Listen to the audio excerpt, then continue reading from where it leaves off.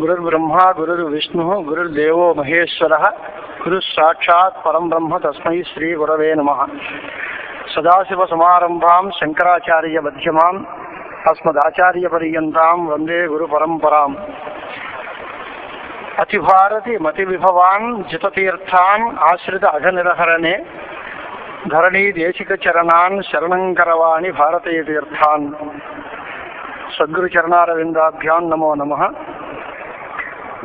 నిన్న మనం పూర్వపక్షంతో ఆపాం. చతుర్థ తరంగంలో ఉత్తమ అధికారికి గురువు గారి ఉపదేశం ఆరంభించాం. దాంట్లో శిష్యుడు అనేక రకాల ప్రశ్నలు అడిగాడు. దానికి గురువు గారు సమాధానాలు చెబుతున్నారు. ఆ పరిస్థితుల్లో జీవ బ్రహ్మలకి అభేదం కుదురుతుందా కుదరదా అనే విచారణ. వేదాంత సిద్ధాంతంలో వేదాంత డిండిమం అనే పేరుతో బ్రహ్మ సత్యం, జగన్మిథ్య, జీవో బ్రహ్మైవ నాపరహ అనే 3 అంశాలు చెప్పడం అందరికీ అలవాటైన మాట.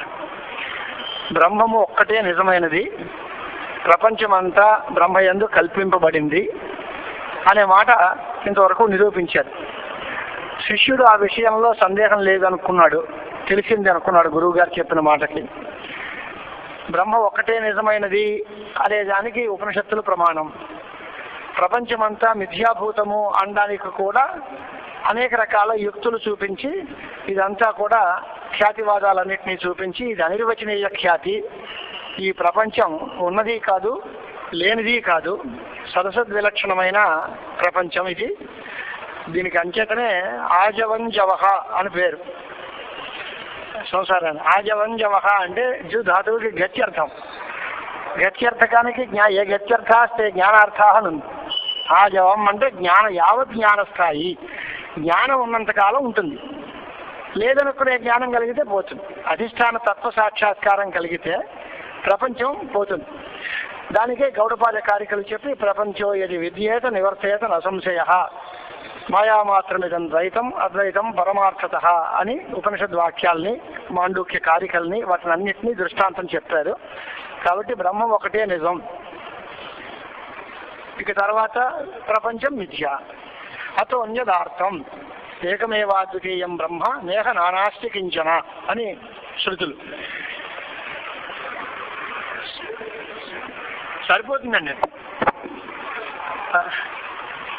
ఏకమేవాద్వితీయం బ్రహ్మ నేహ నానాస్తి కించన అనే వాక్యాల్లో ఏకం ఏవా అద్వితీయం అనే 3 మాటల చేత సజాతీయ విజాతీయ స్వగత భేదాలు లేని బ్రహ్మ అంటే బ్రహ్మ లాంటి మరో వస్తువు లేదు, బ్రహ్మ కంటే విరుద్ధమైన స్వభావం గల అంటే వేరే జాతికి సంబంధించిన మరో వస్తువు లేదు, బ్రహ్మలో అవయవాలు కానీ తనలో ఉండేటువంటి చిన్న చిన్న భేదాలు కానీ ఏమీ లేదు, నిరవయవం, నిర్గుణం, నిత్యం, శుద్ధం, అపాపవిద్ధం, అశనాయాతీతం, అపేత బ్రహ్మక్షత్రభావం అని దానికి అనేక రకాల విశేషణాలు ఆచార్య స్వాముల వారు చెబుతూనే ఉంటారు. బ్రహ్మతత్వం అద్భుతమైనది, అనిర్వచనీయమైనది, దానిలో ఇదిమిత్తంగా చెప్పలేము, అది సత్యస్వరూపం, సుఖస్వరూపం, ఆనంద స్వరూపం అనేటువంటివి అన్నీ కూడా బ్రహ్మ యొక్క స్వరూపాలు చెప్తారు. కానీ బ్రహ్మకి ఏ ధర్మాలు లేవు, నిర్ధర్మకం బ్రహ్మ. మరి ఇవన్నీ ఏం చెబుతున్నారు అంటే బ్రహ్మ యొక్క స్వరూపాలే తప్ప బ్రహ్మకి ఉండే ధర్మాలు కాదు. బ్రహ్మ ఇటువంటి ధర్మాలు గలది అని చెప్పడం కుదరదు. బ్రహ్మ సత్యస్వరూపము అంటే దాని యందు సత్యత్వం అనే ధర్మం ఉందా అంటే లేదు. బ్రహ్మ జ్ఞానము స్వరూపము అంటున్నాం. లోక స్వభావంలో ఆత్మకి జ్ఞానం ఉంటుంది అని అందరి అనుభవం, జ్ఞానం గలవాడు ఆత్మ. కానీ ఇక్కడ వేదాంత సిద్ధాంతంలో జ్ఞానమే ఆత్మ, జ్ఞానం గలవాడు అంటూ ఏమీ లేదు. లోక వ్యవహారం జ్ఞానము అంటే జ్ఞానానికి విషయం వేరేగా ఉంటుంది, జ్ఞానం గలవాడు వేరే ఉంటాడు. ఇప్పుడు నేను అతన్ని తెలుసుకున్నాను, అహం ఘటం జానామి లేదా అహం రామం భజే అన్నాం అనుకోండి. నేను రాముణ్ణి తెలుసుకున్నాను, రాముణ్ణి చూస్తున్నాను అంటే, చూస్తున్నాను అన్నప్పుడు చూడబడే రాముడు ఉంటాడు, చూసేవాడు ఉంటాడు. ఇలాంటి జ్ఞాత జ్ఞేయ జ్ఞానములు 3 త్రిపుటి ఉంటుంది. వేదాంత సిద్ధాంతంలో జ్ఞానం దగ్గరకు వచ్చేసరికి ఆశ్రయత్వ విషయత్వ భాగిని నిర్విభాగ చితురేవ కేవల. జ్ఞానం అంటే చైతన్యం, దానిలో విషయం ఏమిటి అంటే అదే, దానికి ఆశ్రయం ఏమిటి అంటే అదే. జ్ఞానానికి వేరే ఆశ్రయం లేదు, జ్ఞానంలో తెలియబడే విషయం వేరేగా లేదు. అది చాలా అపురూపమైన సిద్ధాంతం, లోక వ్యవహారానికి చాలా విరుద్ధంగా ఉంటుంది. లేకపోతే ఎవడో రాముడి యొక్క జ్ఞానము అని అంటే రాముడు విషయం, జ్ఞేయ పదార్థం రాముడు, ఆయన యొక్క జ్ఞానము. ఈ తెలుసుకున్నవాడు ఎవడో చైత్రుడో మైత్రుడో వేరేగా ఉంటాడు. ఇక్కడ అలా ఉండదు. జ్ఞానం అంటే అదే జ్ఞానము, దానిలో తెలియబడేది ఏంటంటే అదే, తెలుసుకునేది ఎవరు అంటే అదే, త్రిపుటి రహితమైన స్థితి. అలాంటి బ్రహ్మతత్వం గురించి చెప్పారు. తర్వాత దానిలోనే నేహ నానాస్తికించన అంటే నానా అంటే అనేక రకాలుగా మనకి గోచరించేటువంటి నామరూపాత్మకమైన విజాతీయ ప్రపంచం అంతా కూడా ఇక్కడ లేదు, బ్రహ్మయందు లేదు అంటే కల్పింపబడిందే తప్ప వాస్తవానికి లేదు అని అర్థం చెప్తారు. ఈ తర్వాత జీవో బ్రహ్మైవ నాపరహ అనే దగ్గర పేచి వచ్చింది. జీవుడు బ్రహ్మమే అని ఎలా అంటారు? ఆయన 3 రకాల ప్రధాన పూర్వపక్షాలు చేశాడు. జీవుడు బ్రహ్మ ఒకటి ఎలా అవుతాడు? జీవుడు కర్తృత్వ భోక్తృత్వాలు గలవాడు, బ్రహ్మ కర్తృత్వ భోక్తృత్వాలు లేనిది. జీవుడు కొంచెం తెలిసినవాడు, పరిచ్ఛిన్నుడు, ఆయనేమో సర్వజ్ఞుడు. ఇన్ని భేదాలు ఉండగా జీవుడు బ్రహ్మ ఒకటి ఎలా అవుతాడు అనేది మొదటి ప్రశ్న. రెండవ ప్రశ్న, ద్వాసపర్ణాస యుజాసకాయ ఇత్యాది మంత్రాలన్నీ భేదాన్నే చెబుతున్నాయి. ఒక గూటిలో 2 పక్షులు ఉన్నాయి, ఒక పక్షి అది తింటుంది, రెండో పక్షి తినకుండా బలంగా ప్రకాశిస్తోంది అనే మాట ఉంటే దాంట్లో ఒకటి జీవుడు 2 పరమాత్మ అనేది కదా ఉంది. ఒకడు తింటున్నాడు అంటే కర్మఫలాన్ని అనుభవిస్తున్నాడు, రెండవ వాడు కర్మఫలానుభవం లేనివాడు. జీవుడు ఈశ్వరుడు వేరే వేరే ఉన్నారు, 2 ఉన్నాయి అనేటువంటి భేదాన్ని శృతి చెబుతోంది అనేది రెండో ఆక్షేపం. మూడోది కర్మకాండ ఉపాసనాకాండ అంతా కూడా మనకు చెబుతున్నారు. కాబట్టి ఈ కర్మలు కానీ ఉపాసనలు కానీ ఇవన్నీ భేదాన్ని దృష్టిలో పెట్టుకునే నడుస్తాయి. ఎవరైనా పని చేస్తే ఎవరి కోసం చేస్తారు, ఏం ఆశించి చేస్తారు? ఏదో ప్రయోజనం కోసం ఓ పని చేస్తాం, ఈ పని చేస్తే ఎవడో సంతోషిస్తాడు. అలాగే యజ్ఞాదులు అవి చేసినా కూడా దేవతలను దృష్టిలో పెట్టుకుని దేవతోద్దేశేన ద్రవ్య త్యాగం అంటే దేవతలు ఉండాలి, ద్రవ్యం ఉండాలి, అగ్నిహోత్రం ఉండాలి, హోమం చేసే మనిషి ఉండాలి. ఇన్ని భేదాలు కనిపిస్తే కానీ యజ్ఞం కుదరదు కదా.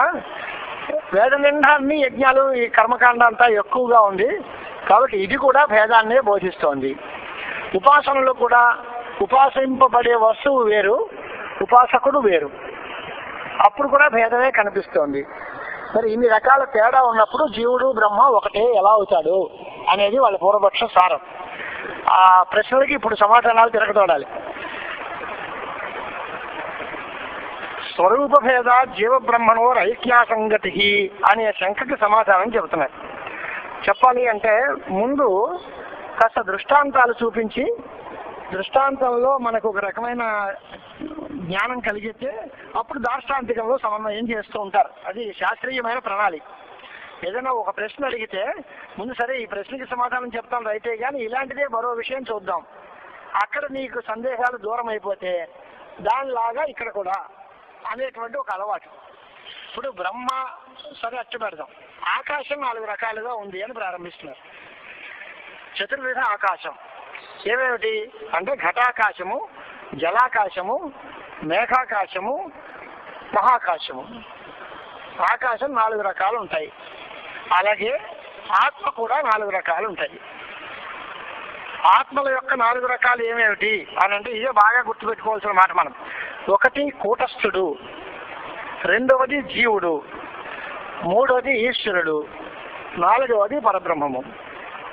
ఇది 4 ఆత్మ యొక్క భేదాలే.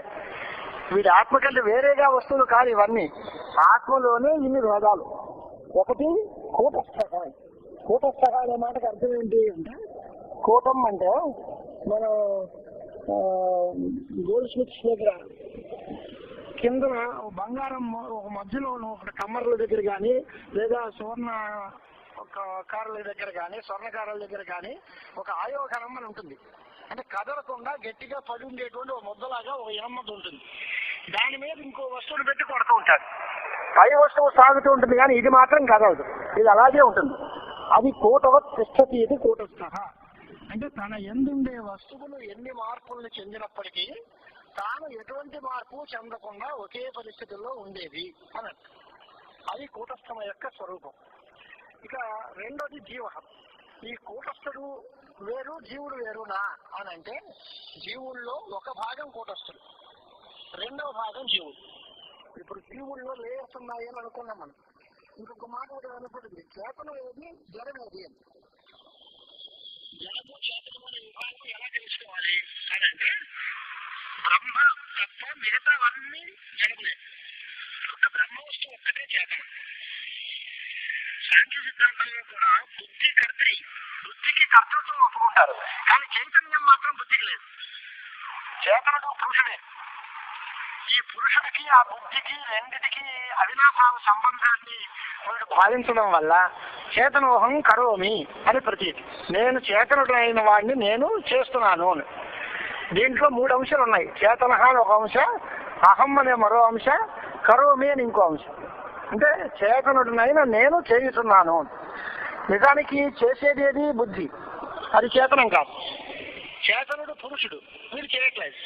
ఈ మధ్యలో ఉన్న అహం శబ్దం చేత ఆ బుద్ధి జీవుడు రెండు కలిసి మిక్స్ అయిపోయి ఇక్కడుండే చైతన్యాంశము అక్కడుండే కర్తృత్వాంశము రెండింటినీ తన మీద వేసుకుని నేనే చేస్తున్నాను అంటున్నాడు. అది భ్రాంతి. ఎక్కడ నిజానికి చెప్పాలంటే బుద్ధికి చైతన్యం లేదు, పురుషుడికి కర్తృత్వం లేదు అని వాళ్ళు చెప్పారు ఆ మాట. కానీ వాళ్ళు రెండింటినీ మిక్స్ చేసేసి నేను చేస్తున్నాను అంటున్నాడు. వేదాంతం వచ్చేసరికి విడతీసేశారు. అది వేరు ఇది వేరు. చైతన్యం పురుష ధర్మం, కర్తృత్వం బుద్ధి ధర్మం. దానికి దీనికి ఏకీభావం లేదు.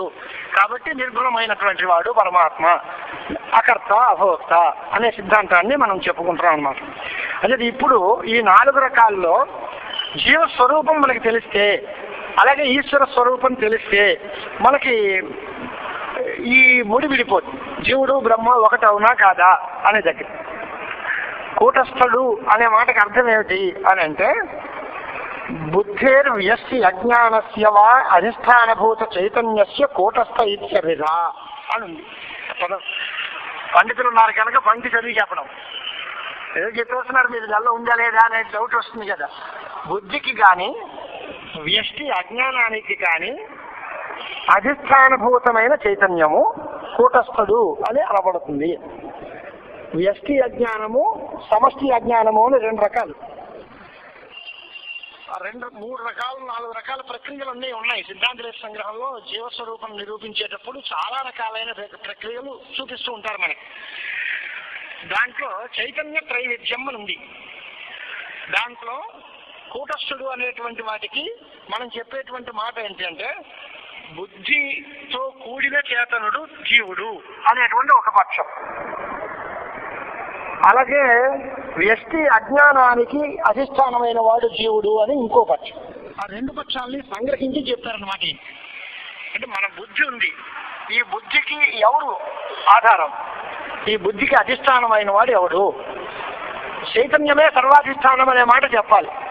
ఎక్కడ ఈ బుద్ధి అనేటువంటిది ఉంటుందో ఆ బుద్ధికి అధిష్టానమైన చైతన్యానికి కూటస్థుడని పేరు. అలాగే జీవత్వాపాదకమైన విశేషం ఏది అని అంటే ఆ అధిష్టానం ఉంటేనే వీడికి జీవుడు అనే పేరు వస్తుంది. లేకపోతే ఉత్తి చైతన్యము అని అంటారు. ఒక వ్యక్తికి తండ్రి అనే పేరు ఎప్పుడు వస్తుంది అంటే పుడుతూనే రాదు. వాడికి కొడుకు పుడితే వీడు తండ్రి అవుతాడు. అంతకు ముందు వాడే, కానీ వాడికి తండ్రి అనే పేరు లేదు. వాడి నాన్నగారికి వాడు కొడుకు, అంతవరకే. వీడికి ఒక మళ్ళీ పుత్రుడు పుట్టిన తర్వాత వీడికి తండ్రి అనే పేరు వస్తుంది. అలాగే భార్య భర్త అనే పేర్లు వివాహం అయిన తర్వాత వస్తున్నాయి.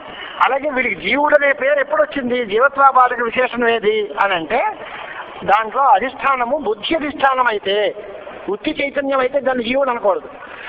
దానిలో ఆ చైతన్యము బుద్ధి అధిష్టానం అయితే, అంటే దానిలో ఒక బుద్ధి అనేది చోటు చేసుకుంటే అప్పుడు వీడు జీవుడు అవుతాడనమాట. అంటే అంతఃకరణంతో కలిసిన చైతన్యము అని అర్థం వచ్చింది. అదే జీవుడు అనే పేరు వచ్చింది. ఇక కూటస్థుడికి ఉత్పత్తి ఉందా లేదా ఇది ఆలోచించాలి మనం. అంటే బ్రహ్మ ఒక వస్తువు చైతన్య స్వరూపంగా బ్రహ్మ ఉంది. బ్రహ్మ కంటే వేరేగా చైదాభాస అనేది ఉందా లేదా అంటే బ్రహ్మ యొక్క కాంతి ఇంకొకటి మీద పడుతూ ఉంటుంది. ఇంకొకటి మీద కాంతి పడేసరికి కాంతికి మళ్ళీ 3 రకాల భేదాలు చెప్తూ ఉంటారు మన వాళ్ళు. ఆభాసవాదం అని, ప్రతిబింబవాదం అని, అవచ్ఛేదవాదం అని 3 రకాలు ఉన్నాయి. అవన్నీ పెట్టి నేను బుర్రపాటు చేసుకుని మిమ్మల్ని ఇబ్బంది పెట్టే పరిస్థితుల్లోకి రాదు. ఆభాసవాదం వేరే, అవచ్ఛేదవాదం వేరే, ప్రతిబింబవాదం వేరే. మనకి తెలిసే మాట ఏంటి అంటే ప్రతిబింబవాదం చాలా సులువుగా ఉంటుంది. బింబ ప్రతిబింబ భావాలు. ఒక వస్తువు ఉంది, దాని తాలూకు ప్రతిబింబం అద్దంలో కనిపిస్తోంది. అలాగే చైతన్యము అనేది బింబస్థానీయం, దాని తాలూకు కాంతి ఇంకొకటి మీద పడుతుంది, అది వాడు జీవుడు. అంటే ఇంచుమించులో చెప్పాలి అంటే బ్రహ్మ యొక్క ప్రతిబింబం జీవుడు అని అనుకోవడానికి వీలవుతుంది. అలాంటి పరిస్థితుల్లో బ్రహ్మ కంటే వేరేగా చిదాభాసం ఉంటుంది. ఈ చిదాభాసం కూటస్థానికి ఉంటుందా అంటే మాత్రం ఉండదు. కూటస్థులు బ్రహ్మరూపంగానే ఉంటాడు. అక్కడ తేడా. చిదాభాసము జీవుడిలో ఉంటుంది, కూటస్థుల్లో మాత్రం చిదాభాసం ఉండదు. కూటస్థుడికి ఉత్పత్తి ఉందా లేదా అంటే లేదు. ఎలాగా? కూటస్థుడికి నిజం వాడినే ఇదివరకు మనం చెప్పుకున్నట్టుగా నిన్నెవరో అడిగారు కూడా, జీవుడు వేరు జీవ సాక్షి వేరు అన్నారా అండి? నిజమే. ఈ కూటస్థ స్వరూపానికే జీవసాక్షి అని పేరు. జీవుడి కంటే చిన్న తేడా. ఈ జీవ సాక్షికి బ్రహ్మకి ఐక్యం, జీవుడికి బ్రహ్మకి ఐక్యం కాదు. జీవుడికి ఉత్పత్తి కర్తృత్వాదులు ఉంటాయి, ఈ కూటస్థుడికి మాత్రం కర్తృత్వాదులు ఉండవు. చిదాభాసము అనేది వాడికి ఉంటుంది, వీడికి ఉండదు. వీడికి ఉత్పత్తి మొదలైనటువంటివి లేవు. దీనికే మహాకాశము కంటే ఘటాకాశం ఎలా తేడా కాదో అలాగే కూటస్థుడు ఆత్మ అంటే బ్రహ్మమే. ఇది త్వంపదానికి లక్ష్యార్థము అని చెప్పాలి, త్వంపద వాచ్యార్థం కాదు. జీవుడే త్వంపదానికి వాచ్యార్థం, కూటస్థుడు త్వంపదానికి లక్ష్యార్థం. అంటే తేలిగ్గా మనం చెప్పుకోవాలంటే తత్పదానికి త్వంపదానికి కూడా 2 శబ్దాలు ఉన్నాయి. ఒకటి వాచ్యార్థం, రెండోది లక్ష్యార్థం. వాచ్యార్థములలో పరస్పర భేదం ఉంటుంది, లక్ష్యార్థములలో పరస్పర భేదం ఉండదు, 2 ఒకటే. కాబట్టి లక్ష్యార్థాన్ని బట్టి ఐక్యం. జీవబ్రహ్మ అభేదము, జీవబ్రహ్మ ఐక్యము అనే చెప్పే సిద్ధాంతము లక్ష్యార్థాలని బట్టి చేస్తున్నాను తప్ప వాచ్యార్థాలని బట్టి కాదు. అంటే ఆపాతత భేదం కనపడినా వాస్తవంగా దీనికి భేదమందు తాత్పర్యం లేదు, భేదము అభిప్రేతం కాదు, లక్ష్యార్థాలని బట్టి ఐక్యం చెప్తాము అనేది సిద్ధాంతం అన్నమాట. ఇప్పుడు జీవస్వరూపంలో ఏమేమిటవుతుంది అని అంటే అనంత కోటి జన్మలు మనం చేసుకుంటున్నాం. ఆ జన్మల్లో అనేక పనులు చేస్తాం. ఆ పనులు చేయడం వల్ల బుద్ధి యందు చైతన్యం తాలూకు ప్రతిబింబం ఏర్పడుతుంది. ఆ చైతన్య ప్రతిబింబానికే జీవుడు అనే పేరు. కేవలం బింబం, ఆ ప్రతిబింబం ఒకటేనా అండి అంటే కేవలం ప్రతిబింబం మాత్రం కాదు.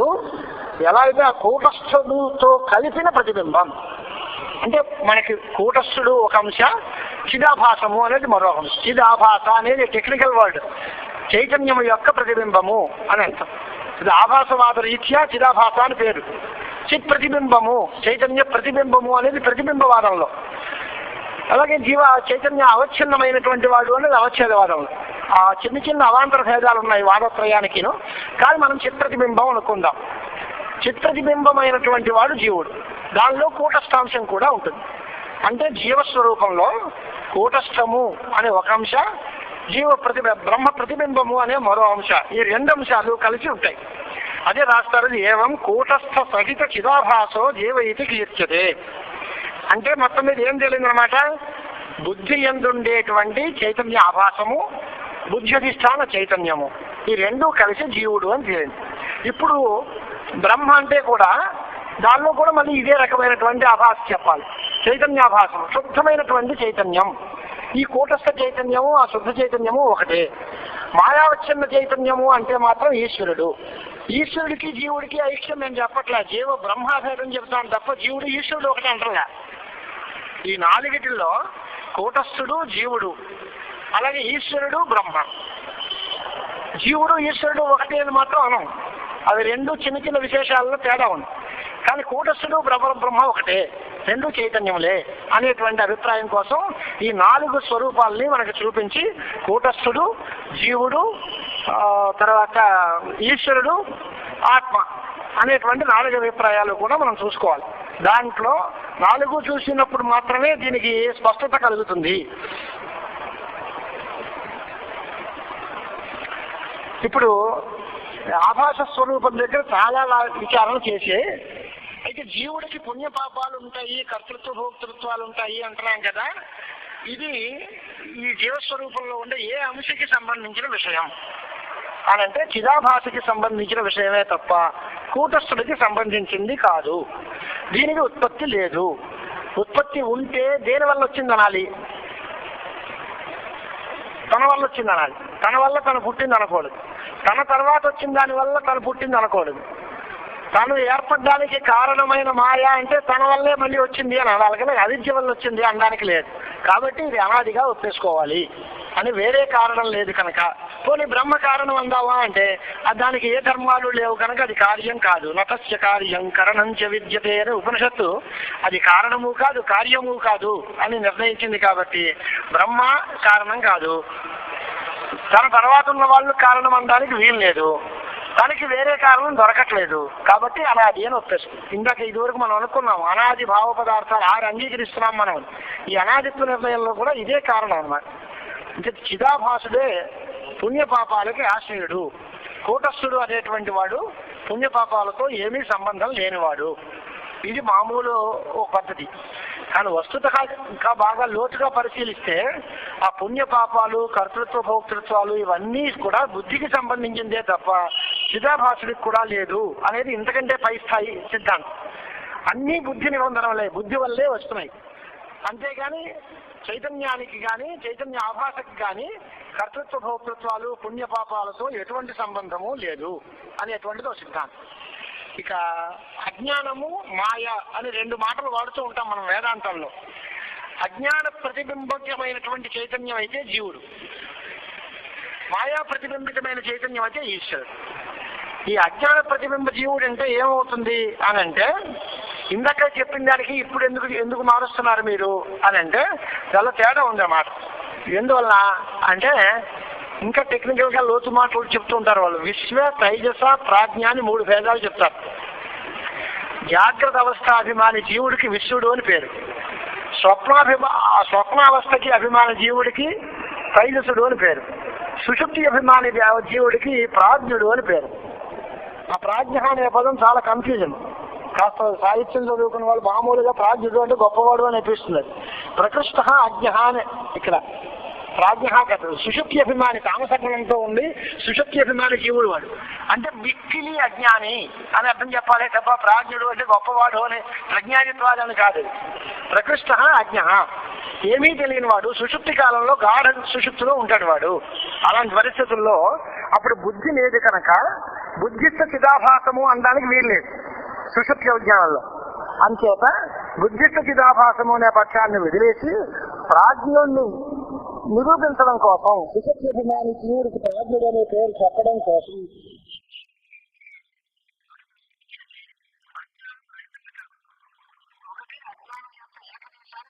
అజ్ఞానం అని పేరు, సంపూర్ణ అజ్ఞానం సమష్టి అజ్ఞానం అని పేరు.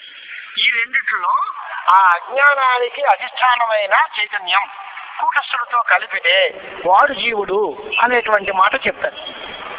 ఇందక్కడికి ఇప్పటికి తేడా ఏంటి? బుద్ధి అధిష్టాన చైతన్యం అని ఇందాక అన్నాం, ఇప్పుడు అజ్ఞాన అవస్థాన చైతన్యం అని ఇప్పుడు అంటున్నాం.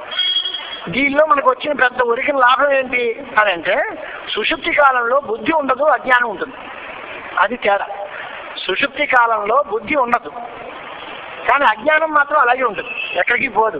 సాక్షాత్కారం కలిగే వరకు అజ్ఞానం తొలగదు. కానీ సుషుప్తిలో కూడా జీవుణ్ణి మనం ఉపపాదన చేయొచ్చు. ఈ పక్షంలో ఇదివరకు పక్షంలో బుద్ధి అధిష్టాన చైతన్యం అంటే బుద్ధి ఉన్నంతకాలం ఉంటుంది. బుద్ధి అంటే జాగ్రత్తలో ఉంటుంది, స్వప్నంలో కూడా మానసిక వ్యాపారం ఉంటుంది కనుక అంతవరకే సరిపోతుంది. సుషుప్తి కాలంలో జీవస్వరూపం నిరూపించలేము. కాబట్టి బుద్ధి అధిష్టాన చైతన్యం అనేటువంటి పక్షాన్ని వదిలేసి అజ్ఞానాధిష్టాన చైతన్యం అనేటువంటి మాట చెప్తాం. ఇది జీవుడి యొక్క స్వరూపం. మొత్తం మీద ఏం తేలనమాట, ఈ మాటలతో గారడి తప్ప చైతన్యమే అది. దాంతో కాస్త అజ్ఞానం కలిసి అజ్ఞానంతో కూడిన చైతన్యము అని తేలింది. అజ్ఞానంతో కూడిన అని ఎప్పుడైతే అన్నారో అజ్ఞాన విశిష్ట చైతన్యం జీవుడు, అజ్ఞాన ఉపహిత చైతన్యం జీవసాక్షి. వాడికి కూటస్థుడు అని పేరు. అంటే ఈ తోక విశేషణము ఎప్పుడూ ఉంటే దాన్ని విశేషణం అంటారు, ఒకప్పుడు ఉండి ఒకప్పుడు పోతే దాన్ని ఉపాధి అంటారు. ఆ ఉపాధితో కూడినది అంటే ఆ వస్తువులో ఆ విశేషణం అప్పుడు ప్రతి చోట ఉండదు, అప్పుడప్పుడు ఉంటుంది, ఒకప్పుడు దాన్ని విడిచేసి కూడా ఉంటుంది. విశేషణంతో కూడినటువంటిది విశేషణాన్ని విడిచిపెట్టి ఎప్పుడూ ఉండదు. మనకి నరత్వం అన్నారు అనుకోండి, నరత్వం కూడా పుట్టిన దగ్గర నుంచి వచ్చే వరకు ఉంటుంది మనుష్యత్వం అనేది. కానీ మధ్యలో మనం ఏదో మంచి సంగీత కచేరీ చేసామంటే గాయక అంటారు, లేదా రాసేటప్పుడు లేఖక అంటారు. ఈ లేఖకత్వ గాయకత్వాది ధర్మాలు మధ్యలో వస్తే మధ్యలో పోతాయి, ఆ పని చేయకపోతే పోతుంది. కానీ మనుష్యత్వం ఎక్కడ పోతుంది? మనిషిగా పుట్టాం, బతుకున్నంతకాలం మనిషిగానే ఉంటాడు. కనుక మనుష్యత్వ విశిష్ట దాన ఉపాధి ఉపహిత. వాడు మనిషి అప్పుడప్పుడు పాటలు పాడుతూ ఉంటాడు, వాడు మనిషి అప్పుడప్పుడు మాట్లాడుతూ ఉంటాడు, అప్పుడప్పుడు రాస్తూ ఉంటాడు. ఆ పని రాయటం చదవడం ఇలాంటి పనులన్నీ అప్పుడప్పుడు చేసే పనులు. ఈ ధర్మం కూడా నిత్యంగా ఉండేది. అలాగే అజ్ఞానముతో నిత్యము పెనవేసుకున్నటువంటి వాడిని జీవుడు అంటాం, అజ్ఞానముతో అప్పుడప్పుడు కలిసిన వాడిని జీవసాక్షి అంటాం. ఆ జీవసాక్షికి కర్తృత్వాలు లేవు. అజ్ఞాన ఉపహితానికి అంటే అజ్ఞానముతో నిత్య సంబంధం లేకుండా ఉండేటువంటి కూటస్థుడికి కర్తృత్వ భోక్తృత్వాలు పుణ్యపాపాలు లేవు. అజ్ఞాన విశిష్టమైన జీవుడికి మాత్రం ఉంటాయి. ఇప్పుడు మీ ప్రశ్న అజ్ఞాన విశిష్టుడైన జీవుడిని గురించి ఆలోచిస్తున్నారు. సమాధానం చెప్పేటప్పుడు రెండో భాగం, నాణ్యానికి రెండో భాగంలో ఐక్యం కుదురుతుంది. ఇది మీ ప్రశ్న తప్పనిలా. అన్ని వేదాంతాలు ఇలాంటి వేదాన్ని చెబుతున్నాయి, అన్ని చెబుతున్నాయి రైటేనాయి, ఆ జీవుడిని దృష్టిలో పెట్టుకుని చెబుతున్నాయి. ఐక్యం చెప్పేవన్నీ జీవ సాక్షిని దృష్టిలో పెట్టుకుని చెబుతున్నాం. అంటే దేనికి విభేదం లేదు, విరోధం లేదు. అలాగే ఈశ్వర స్వరూపం ఏంటి అంటే మాయలో ప్రతిబింబించిన చిదాభాసం లేదా మాయకి అధిష్టానమైన చైతన్యం. ఈ రెండు కలిస్తే వాడిని ఈశ్వరుడు అంటారు. వీడినే మనం అంతర్యామి అనే పేరుతో కూడా పిలుస్తూ ఉంటాం. అంతర్యామి అధిదైవాదిక తద్బ్రహ్మవ్యపదేశాత్ అని బ్రహ్మసూత్రాల్లో అంతర్యామి స్వరూప నిరూపణం చేస్తారు. అంతర్యామి ఎవడు అని అంటే మనలో ఉండి మన తాలూకు సమాచారాన్ని అంతటినీ తెలుసుకుని మన అన్ని పనులకి కారణమైన వాడు, మనకి ఏమాత్రము తెలియబడని వాడు ఆయన అంతర్యామి. పృథివిలో ఉంటాట. పృథివ్యాం తిష్టన్ పృథివీం యో వేద యం పృథివీం యమయతి యం పృథివీ నవేద. అది బృహదారణ్యకంలో దాని స్వరూపం చెబుతాడు. పృథివిలోనే ఉంటాడు, పృథివిని గురించి అంతా తెలుసుకుంటాడు, పృథివిని అన్ని రకాల పనులను చేయిస్తూ ఉంటాడు. కానీ ఆయన్ని గురించి మాత్రం పృథివికి ఏమీ తెలియదు. అలాంటి వాడు అంతర్యామి. అన్ని చోట్ల ఉంటూ సర్వాంతర్యామిగా ఉంటూ సర్వ కార్యాలకి లోపలుండి ప్రేరకుడుగా ఉంటూ అందరినీ గురించిన అన్నీ తెలిసినా ఎవరికి తెలియబడినటువంటి వాడు ఎవడో ఆయన అంతర్యామి, ఆయన ఈశ్వరుడు అని పేరు. ఆయనే సర్వజ్ఞుడు. ఆ ఉపాధిభూతమైన మాయ అయితే మాయ అజ్ఞానము ఇవి వేరువేరా అన్నారు. మాయకి అజ్ఞానానికి తేడా ఉందా అంటే ఏమి లేదు. ఈ అవిద్యనే అజ్ఞానం అని మాయ అని అన్ని రకాల పిలుస్తారు, ఒకటే. కానీ తేడా ఏంటి? ఆయన ఈశ్వరుడి దగ్గర ఉన్నప్పుడు అది శుద్ధ సత్వగుణ ప్రధానంగా ఉంటుంది. జీవుడి దగ్గరకు వచ్చేసరికి రజోగుణం తమో గుణాలతో కలిసిపోయి ఉంటుంది. ఇది మలిన సత్వ ప్రధానమైనది అజ్ఞానం, శుద్ధ సత్వ ప్రధానమైనది మాయ. ఈశ్వరుడికి పూర్తిగా సత్వగుణమే ఉంటుంది తప్ప దానిలో రజోగుణం తమో గుణానికి అవకాశం లేదు. ఇక్కడికి వచ్చేసరికి మలిన సత్వం అంటే రజస్తమస్సు అనే రజస్సు తమో గుణం అనే గుణాలతో కలిసిపోయి ఉంటుంది కనుక ఇది కొద్దిగా తెలుస్తుంది, ఆయనకి సర్వం తెలుస్తుంది. తేడాది. ఆయన సర్వజ్ఞుడు, మనం ఏదో కొద్దిగా తెలిసిన వాళ్ళం అనే మాటకు అర్థం ఏమిటి అంటే సత్వాత్ సంజాయతే జ్ఞానం. సత్వగుణాభివ్యక్తి ఉంటే జ్ఞానం కలుగుతుంది. ఆయనకి నిత్యసత్వం ఎప్పుడూ ఉంటుంది. అలాగే అంటే ఎప్పుడూ అన్నీ తెలుస్తూనే ఉంటాయి. మనకి సత్వగుణం ఎప్పుడో అప్పుడప్పుడు వస్తూ ఉంటుంది, ఎప్పుడూ రజోగుణం తమో గుణమే మనల్ని వెంటాడుతూ ఉంటాయి.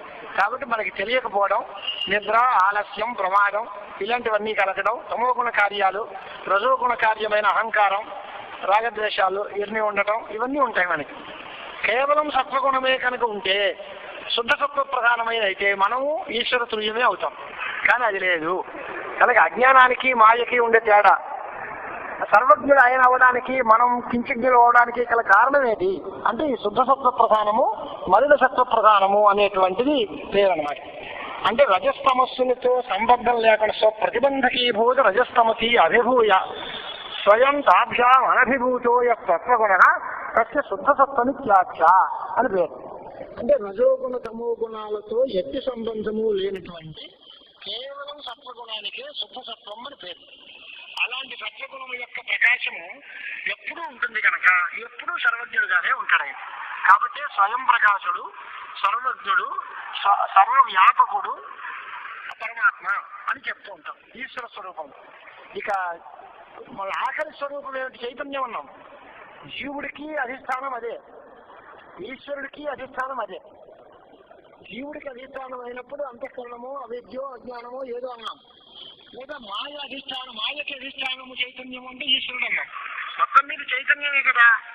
అంటే ఆ నాలుగో చైతన్యము ఈ అవిద్య లేదా మాయ అనే వాటితో సంబంధం లేకుండా ఉంటే అది కేవలం బంధమోక్షాది నిఖిల భేద శూన్యం సదా ఆకాశవది ఏకరక స్వభావం తయోరుభయోరపి వర్తతే. జీవుడి దగ్గర ఉంది, ఈశ్వరుడి దగ్గర ఉంది.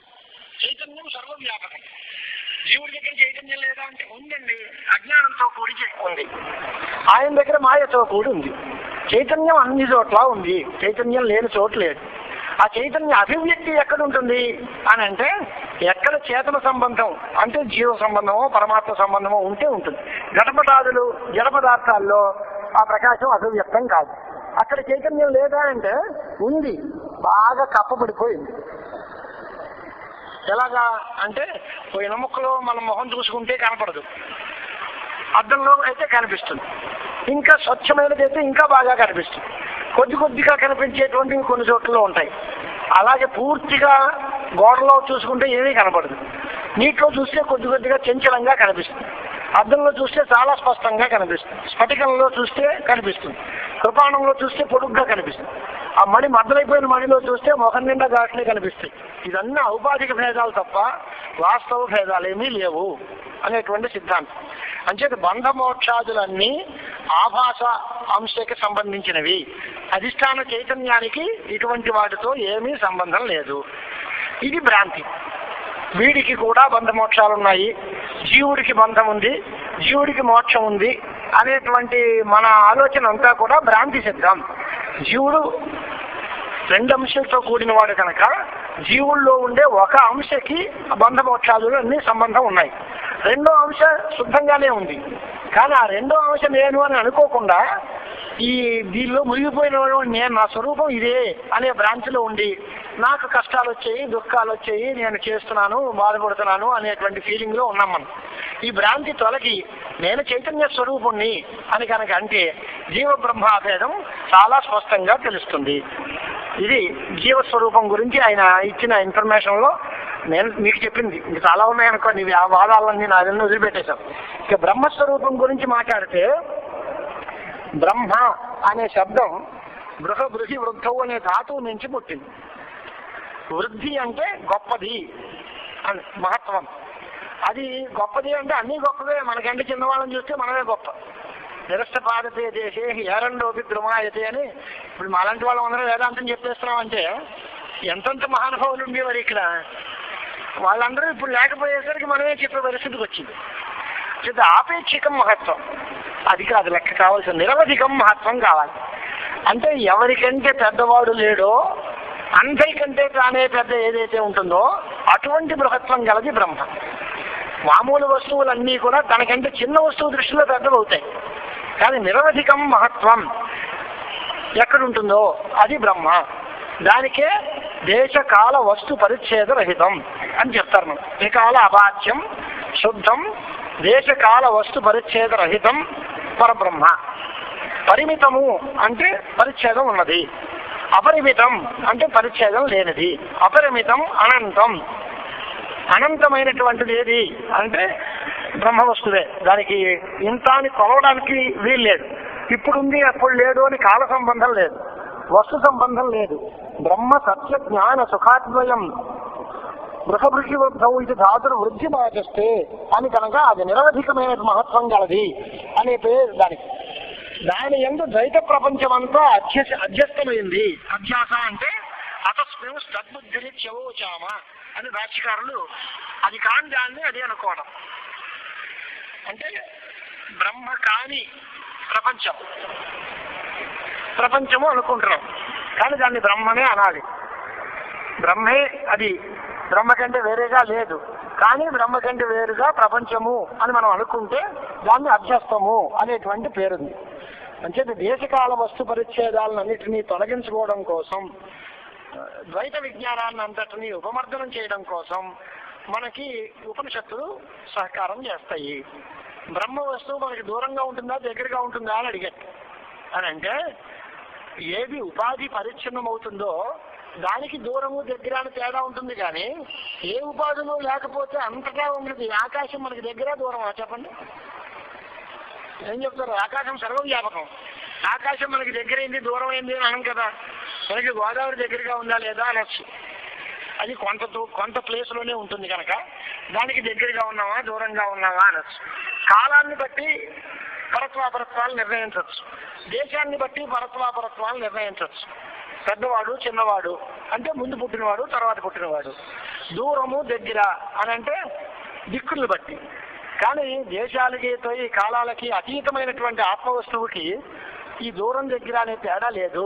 తద్దూరే తద్వంతికే, అదే దూరం ఉంటుంది, అదే దగ్గరగా ఉంది. నదస్య సమీపం, దానికి సమీపంలో ఏముంది? ఏమీ లేదు. దానికి దూరంగా ఏముంది? ఏమీ లేదు. అది లేని చోటే లేదు. అలాంటి పరిస్థితి అన్నమాట ఆత్మవస్తువు. అంచేత బ్రహ్మ వస్తువు దగ్గర కూడా ఈ నిరవధికమైన మహత్వం కలిగి వ్యాపకత్వంతో కూడి అంతటా నిండి ఉన్న ఆత్మ అని అర్థం. దానికి లక్ష్యార్థం శుద్ధ చైతన్యం. ఇప్పుడు వెనక చెప్పిన జీవస్వరూపంలో ఉండే విశేష్యాంశమైన చైతన్యము, బ్రహ్మస్వరూపంలో ఉన్న విశేష్యాంశమైన చైతన్యము అనగా లక్ష్యార్థములు రెండు. వాటి రెండింటికి ఐక్యం చెబుతున్నాం కనుక మాకు ఎటువంటి అభేద బుద్ధికి హాని ఏమీ లేదు.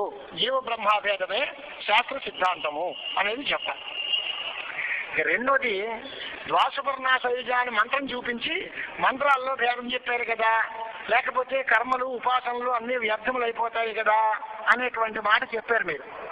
ఆ మాట అది అర్థం కాదు. రెండు పక్షులు ఉన్నాయి అన్నంత వరకు బాగానే గ్రహించారు. ఆ రెండు ఏమిటి అనే దగ్గర మీ బుద్ధిని ప్రవేశపెట్టారు. అది తేడా. ఒకటి జీవుడు రెండోది పరమాత్మ అన్నారు మీరు. అలా అనకూడదు. ఒకటి చిదాభాస, రెండోది చైతన్యము అన్నారు. ఈ దీనిలో కూడా చైతన్య ఆభాసమే కర్మకర్త, చైతన్య ఆభాసమే ఫలప్రదాత, శుద్ధ చైతన్యం కాదు. శుద్ధ చైతన్యాన్ని ఖాళీ కట్టే పెట్టాలి. ఇప్పుడు జీవుల్లో ఉన్న కర్తృత్వం ఆభాసకి, చైతన్యంలో లేదు. ఈశ్వరుడు ఫలదానం చేస్తున్నాడు అంటే అది కూడా ఆభాసకే, చైతన్యానికి లేదు. అంచేత కర్తృత్వ భోక్తృత్వాదులు లేకపోవడం, ఫలప్రదానం లేకపోవడం, సర్వజ్ఞత్వం కలిగి ఉండటం, కించిజ్ఞత్వం కలిగి ఉండటం, ఇవన్నీ కూడా ఎక్కడ కన్ఫ్యూజన్ లేకుండా విడగొట్టేస్తున్నాం. జీవస్వరూపంలో ఉన్న రెండు అంశాల్లో చైతన్యము అనే అంశం విడిగా ఉంది, అది శుద్ధంగా ఉంటుంది. దానికి కర్తృత్వం భోక్తృత్వం ఉండవు, పుణ్యపాప ఫలాలు ఉండవు. అలాగే ఈశ్వరుల్లో ఉండేటువంటిది కూడా చైతన్యము అనే అంశం విడిగా ఉంది. దానికి ఎటువంటి ఫలం ఇచ్చే శక్తి కానీ ఆయన మన అనుగ్రహిస్తాడనే కానీ ఏమీ ఉండదు. ఫలప్రదాత ఎవరు అంటే మాయలో ఉన్న చిదాభాసం, ఈయన ఇస్తూ ఉంటాడు. ఈ అంశం, ఈ ఇచ్చే అంశాన్ని వదిలిపెడదాం, చేసే అంశాన్ని వదిలిపెడదాం. అప్పుడు చేయనిది ఇవ్వనిది చైతన్యం అక్కడ అలాగే ఉంటుంది, దానిలో ఏమీ తేడా లేదు అనేటువంటి అంశంలో కూడా ఆ దోషపర్ణాది మంత్రానికి మనకి ఏమీ తేడా లేదు అని. రెండు పక్షులు అనేటువంటి మాట కూడా, రెండు పక్షులు అంటే ఏమిటి అని అంటే జీవ పరమాత్మలు అనేటువంటి అభిప్రాయం చెప్పడానికి లేదు. ఏం చెప్పాలి? చైతన్యం ఒకటి, చిదాభాసం ఒకటి అనేటువంటి మాట. అయితే ఇంకొక చిన్న సందేహం అండి గురువు గారు అని అడిగాడు. అహం బ్రహ్మ అనే జ్ఞానం కలుగుతోంది, తత్వ సాక్షాత్కారము అని పిలుస్తున్నారు కదా మీరు, ఈ జ్ఞానం ఎవరికి కలుగుతుందండి? జీవుడు బ్రహ్మ ఒకటే కదా.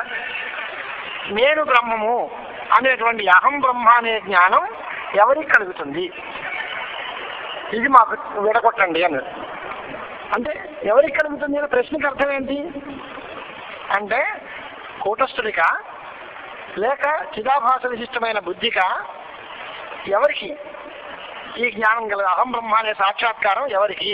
ఈ దీనిలో జీవుల్లో రెండు అంశాలు చెప్పారుగా, దీనిలో కూటస్థుడికి జ్ఞానం కలుగుతుందంటారా లేక చిదాభాషతో కలిసి బుద్ధికి జ్ఞానం కలుగుతుంది అంటారా? ఎందుకయ్యా, ఎందుకు వచ్చింది నీ సందేహం? పోనీ కూటస్థుడికే అందాం కాసేపు, నష్టం ఏంటి అని అంటే, వీడికి ఈ జ్ఞానం కలిగింది అంటే వాడికి వికారం వచ్చినట్టేగా. అంతకుముందు ఈ జ్ఞానం లేదు, తర్వాత ఈ జ్ఞానం కలిగింది వాడికి అంటే కూటస్థుడికి కూడా వికారం వచ్చినట్టుగా ఉంది. కానీ అవికారి అయం ఆత్మ ఉచ్యతే అని ఉపనిషత్తు ఆత్మకి ఎటువంటి వికారములు ఉండవు అనేది ఉపనిషత్తు శాసిస్తోంది. ఇప్పుడు ఈ కూటస్థుడినే కనుక మనం ఆత్మగా తీసుకుంటే వీడికి ఒకసారి జ్ఞానం వచ్చింది అంటే వికారం వచ్చింది అని అర్థం.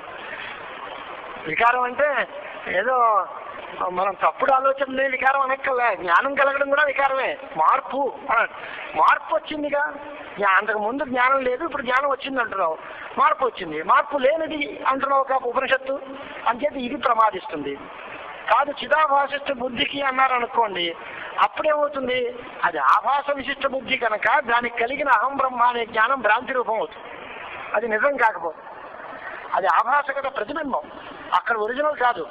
దాని మీద ఏం పెట్టినా అంత డమ్మీయే కనుక దానికి వచ్చే కనుక కూటస్థుడు బ్రహ్మ ఒకటే అయితే ఆభాస అనేది కల్పితం కనుక ఈ అహం బ్రహ్మ అనే జ్ఞానము ఆభాస కలిగింది అంటే అది లేనిది అని మన వాళ్ళకి అదే భ్రాంతి అవుతుంది.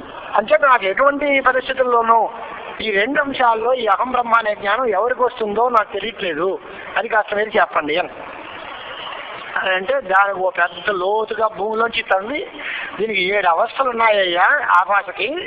ఆ 7 అవస్థలకి పేర్లు: ఒకటి అజ్ఞానము, ఆవరణము, విక్షేపము, పరోక్ష జ్ఞానము, అపరోక్ష జ్ఞానము, శోకనాశము, అతిహర్షము అని 7 అవస్థలు ఉన్నాయి. జ్ఞాన భూమికలు 7 భూమికలు అని మనకు వాళ్ళకి వేదాంతాల్లో చెబుతూ ఉంటారు యోగ వాసిష్టాదుల్లో. అలాగే ఇక్కడ కూడా 7 అవస్థలు చూపించి దాంట్లో అజ్ఞానము ఆవరణము అనేటువంటివి ఒకటి ఉన్నాయి. అజ్ఞానము ఆవరణము రెండుకి తేడా ఏంటి? రెండు కన్ఫ్యూజన్గా ఒకలాగే ఉంటాయి. ఒక వస్తువు ఉంది, ఇది నాకు తెలియలేదండి అంటే అజ్ఞానం, దీన్ని ఏదో కప్పేసి ఉందండి అంటే ఆవరణం. రెండుకి తేడా ఏంటి? మొత్తం మీద ఏదైనా ఒకటేగా. నాకు రాదండి అని వాడు అన్నాడు, నేను చదవలేదండి అని వీడు అన్నాడు, మర్చిపోయాను ఇంకోటి అన్నాడు. ఏదైతే అన్నీ ఒకటే కదా. చదవకుండా రాలేదు అని ఒకడు, రాదండి అని ఒకడు, మర్చిపోయానండి అని ఇంకోడు. మొత్తం మీద రాదనే కదా అర్థం. అలాగే అజ్ఞానం అన్నా ఆవరణం అన్నా ఒకటే కదా, తేడా ఏంటి అని అంటే తేడా ఉంది నాయన అని. అజ్ఞానము అంటే అభానాపాదక చైతన్యం, అది ఆవరణము అంటే అసత్వాపాదక చైతన్యం. అది లేదనా ఉంది తెలియలేదనా, అది కన్ఫ్యూజన్. వస్తువు లేదు అంటే వేరు, ఉంది కానండి నాకు తెలియలేదండి అంటే అప్పుడు ప్రయత్నం చేస్తే తెలుస్తుంది. లేని వస్తువు ఎన్ని ప్రయత్నాలు చేసినా తెలియదు. అంటే దీనిలో బ్రహ్మ నభాతి అంటావా, బ్రహ్మ నాస్తి అంటావా? బ్రహ్మ లేదు అనేవాడు కొంతమంది, బ్రహ్మ ఉంది కానీ మనకి తెలియటం లేదు అనేవాళ్ళు కొంతమంది. బ్రహ్మ జగత్తు ఈ 2 వస్తువులను తీసుకుని 4 సిద్ధాంతాలు లేవదీశారు మనకి ఆస్తిక దర్శనాల్లో. బ్రహ్మ జగత్తు 2 ఉన్నాయి అనేవాళ్ళు కొంతమంది, ద్వైత సిద్ధాంతాదులు అన్నీ. అటు జగత్తు ఉంటుంది, అటు బ్రహ్మ ఉంటుంది. ఈ బ్రహ్మ జగత్తు 2 లేవు అనేటువంటి ముస్లిం మంది. బ్రహ్మ ఉంది జగత్తు లేదు అనేవాడు ఒకడు, జగత్తు ఉంది బ్రహ్మ లేదు అనేవాడు ఒకడు. ఈ 4 ఏది కరెక్ట్? బ్రహ్మ జగత్తు 2 లేవు అని ఎవడంటాడు? శూన్యవాది అంటాడు. వాడికి బ్రహ్మ లేదు జగత్తు ఏమీ లేదంటాడు. 2 ఉన్నాయి అని ద్వైతవాదులు అందరూ అంటారు. జగత్తు ఉంది కానీ బ్రహ్మ లేదండి అంటే చార్వాకాదులు అంటారు. కనిపించేది జగత్తు కాబట్టి ఇది ఉంది, కనపడలేదు కనుక బ్రహ్మ లేదు అని. వేదాంతులు ఏమంటారు? కనపడకపోయినా అదే ఉంది, కనపడుతూ ఉన్నా ఇది భ్రాంతి సిద్ధం కనుక ఇది పరమార్థంగా లేదు. కాబట్టి వేదాంత సిద్ధాంతంలో అటు బ్రహ్మ మాత్రమే సత్యం, జగత్తు మిథ్య అనేటువంటి నిర్ణయం మనం చేస్తున్నాం. దీనికి కనిపించే వస్తువు లేదంటున్నారు, కనపడని వస్తువు ఉందంటున్నారు. ఇంతకంటే విచిత్రమైనటువంటి అజ్ఞానం మరొకటి ఉండదు అని అతను అంటారు. దానికోసం సత్తాత్రయ విద్యాన్ని రంగంలో దింపాలి. లేదు అనకూడదు, వ్యవహార కాలంలో ఉంది, పరమార్థంగా లేదు. పారమార్థికము, వ్యావహారికము, ప్రాతిభాషికము అని 3 సత్తలను అంగీకరించి వస్తువు ఉంది అంటే ఉండడం నిజంగా ఉందా, మనం వ్యవహారం చేసినంత కాలం ఉందా, లేక ప్రతిభాసంలో కళలో కనిపించేటువంటి వాటిగా ఉందా? ప్రాతిభాషిక సత్తా వ్యావహారిక సత్తా, పారమార్థిక సత్తా అని మళ్ళీ 3 అవస్థలు చేసి దాంట్లో పారమార్థిక సత్యమైనది బ్రహ్మ ఒకటే. జగత్తు వ్యావహారికంగా సత్యం, వ్యవహారం ఉన్నంతకాలం ఉంటుంది. ఈ వ్యవహారం ఎంతవరకు ఉంటుంది? ఈ అజ్ఞానం కొనసాగినంతకాలం ఉంటుంది. ఆత్మ సాక్షాత్కారం కలిగితే అవిద్య పోతుంది, అవిద్య పోతే అవిద్యామూలమైనటువంటి సంసారం పోతుంది. అప్పుడు ఈ వ్యావహారికమైన జగత్తంతా పోతుంది. అంటే జగత్తు అసలు లేదు అని మేము అంటలే, వ్యావహారికంగా ఉంటుంది, పరమార్థంగా మాత్రం లేదు. దీనికి దానికి విరోధమా అంటే సమసత్తాకయోరేవ విరోధ. రెండు సమానమైన సత్వం ఉన్నదానికే విరోధం తప్ప ప్రాతిభాషికానికి వ్యావహారికంతో విరోధం కానీ వ్యావహారికానికి పారమార్థికంతో విరోధం కానీ ఆశించడానికి అవకాశం లేదు. అన్ని శాస్త్రీయమైన మాటలు అనుకోండి, ఇంకా అంతకంటే ఎక్కువ చెప్పడం కష్టమవుతుంది. ఇది అజ్ఞానము ఆవరణము అనేటువంటి మాటకి వస్తువు లేదు అని ఒక రకం, వస్తువు నాకు తెలియటం లేదు అనేటువంటి ఒక రకం. కారణం ఏమిటి అని అంటే బ్రహ్మ లేదు అంటే వ్యవహార కారణం అజ్ఞానం. అప్పుడు బ్రహ్మ యొక్క అసత్వాన్ని చెబుతుంది. అది బ్రహ్మ నభాతి అంటే అజ్ఞానం ఏం చేస్తుంది? అది తెలియకుండా కవర్ చేసేస్తోంది ఉంది, కానీ అది మాకు తెలియనివ్వట్లేదండి, మా అజ్ఞానం వల్ల దాన్ని తెలుసుకోలేకపోతున్నాము అనేటువంటిది ఉంది. ఇది ఆవరణ శక్తి అంట. ఇలాంటి భ్రాంతులన్నిటినీ మనం తొలగించుకోవడం కోసం మనకి ఈ జగత్తంతా అవిద్యాకల్పితము అనేటువంటి పరిస్థితి ఉండాలి. ఇదంతా ఈ గడిచి ఈ అవస్థలన్నీ అజ్ఞానము ఆవరణము ఇవన్నీ తరిగిన తర్వాత చిట్ట చివరి స్థితిలో వీడికి అతిహర్షము అనేటువంటి ఒక స్థాయి వస్తుంది. అప్పుడేమవుతుంది అంటే అహం అద్వితీయ బ్రహ్మ అహమస్మి, అద్వితీయుడైనటువంటి బ్రహ్మనే నేనవుతాను అనేటువంటి సాక్షాత్కారం కలిగితే వాడికి నిరతిశయ ఆనందం కలుగుతుంది. అది అతిహర్ష అనేటువంటి అవస్థ. ఈ సత్తావస్థలు కూడా చిదాభాసులకే తప్ప చైతన్యానికి కాదు. మళ్ళీ పుణ్యపాపాలన్నీ ఎవరికో ఈ 7 రకాల అవస్థలు దుఃఖాన్ని అనుభవించే దగ్గర మొదట ప్రారంభమై నేను చాలా గొప్ప ఆనందాన్ని పొందుతున్నాను, బ్రహ్మానందాన్ని పొందుతున్నాను అనేటువంటి స్థితికి ఎదిగిన వాళ్ళంతా కూడా చిదాభాసుడే, చైతన్యానికి సంబంధం లేదు. ఈ అహం బ్రహ్మ అనేటువంటి జ్ఞానము ఆ చిదాభాస ఈ 7 అవస్థల్లో ఉండేటువంటి 5వ అవస్థకి సంబంధించిన జ్ఞానం ఇది అనేది క్లియర్ చేస్తున్నాడు అన్నమాట. పంచమ అవస్థ అనేది ఏమిటి అంటే అపరోక్ష జ్ఞానం. అంటే ముందు ఏం కలుగుతుంది? ముందు అజ్ఞానం ఉంటుంది జీవుడికి, తర్వాత ఆవరించి ఉంటుంది, తర్వాత భ్రాంతి కలుగుతుంది. ఆ భ్రాంతిని పోగొట్టేటువంటిది పరోక్ష జ్ఞానం, బుక్కిష్ నాలెడ్జ్ ఉంటుంది. తర్వాత అపరోక్ష జ్ఞానం కలుగుతుంది. ఆ అపరోక్ష జ్ఞానం కలిగిన తర్వాత శోకాలు పోతాయి, తర్వాత గొప్ప ఆనందం కలుగుతుంది. ఇది మన అనుభవ సిద్ధమైన ప్రణాళిక.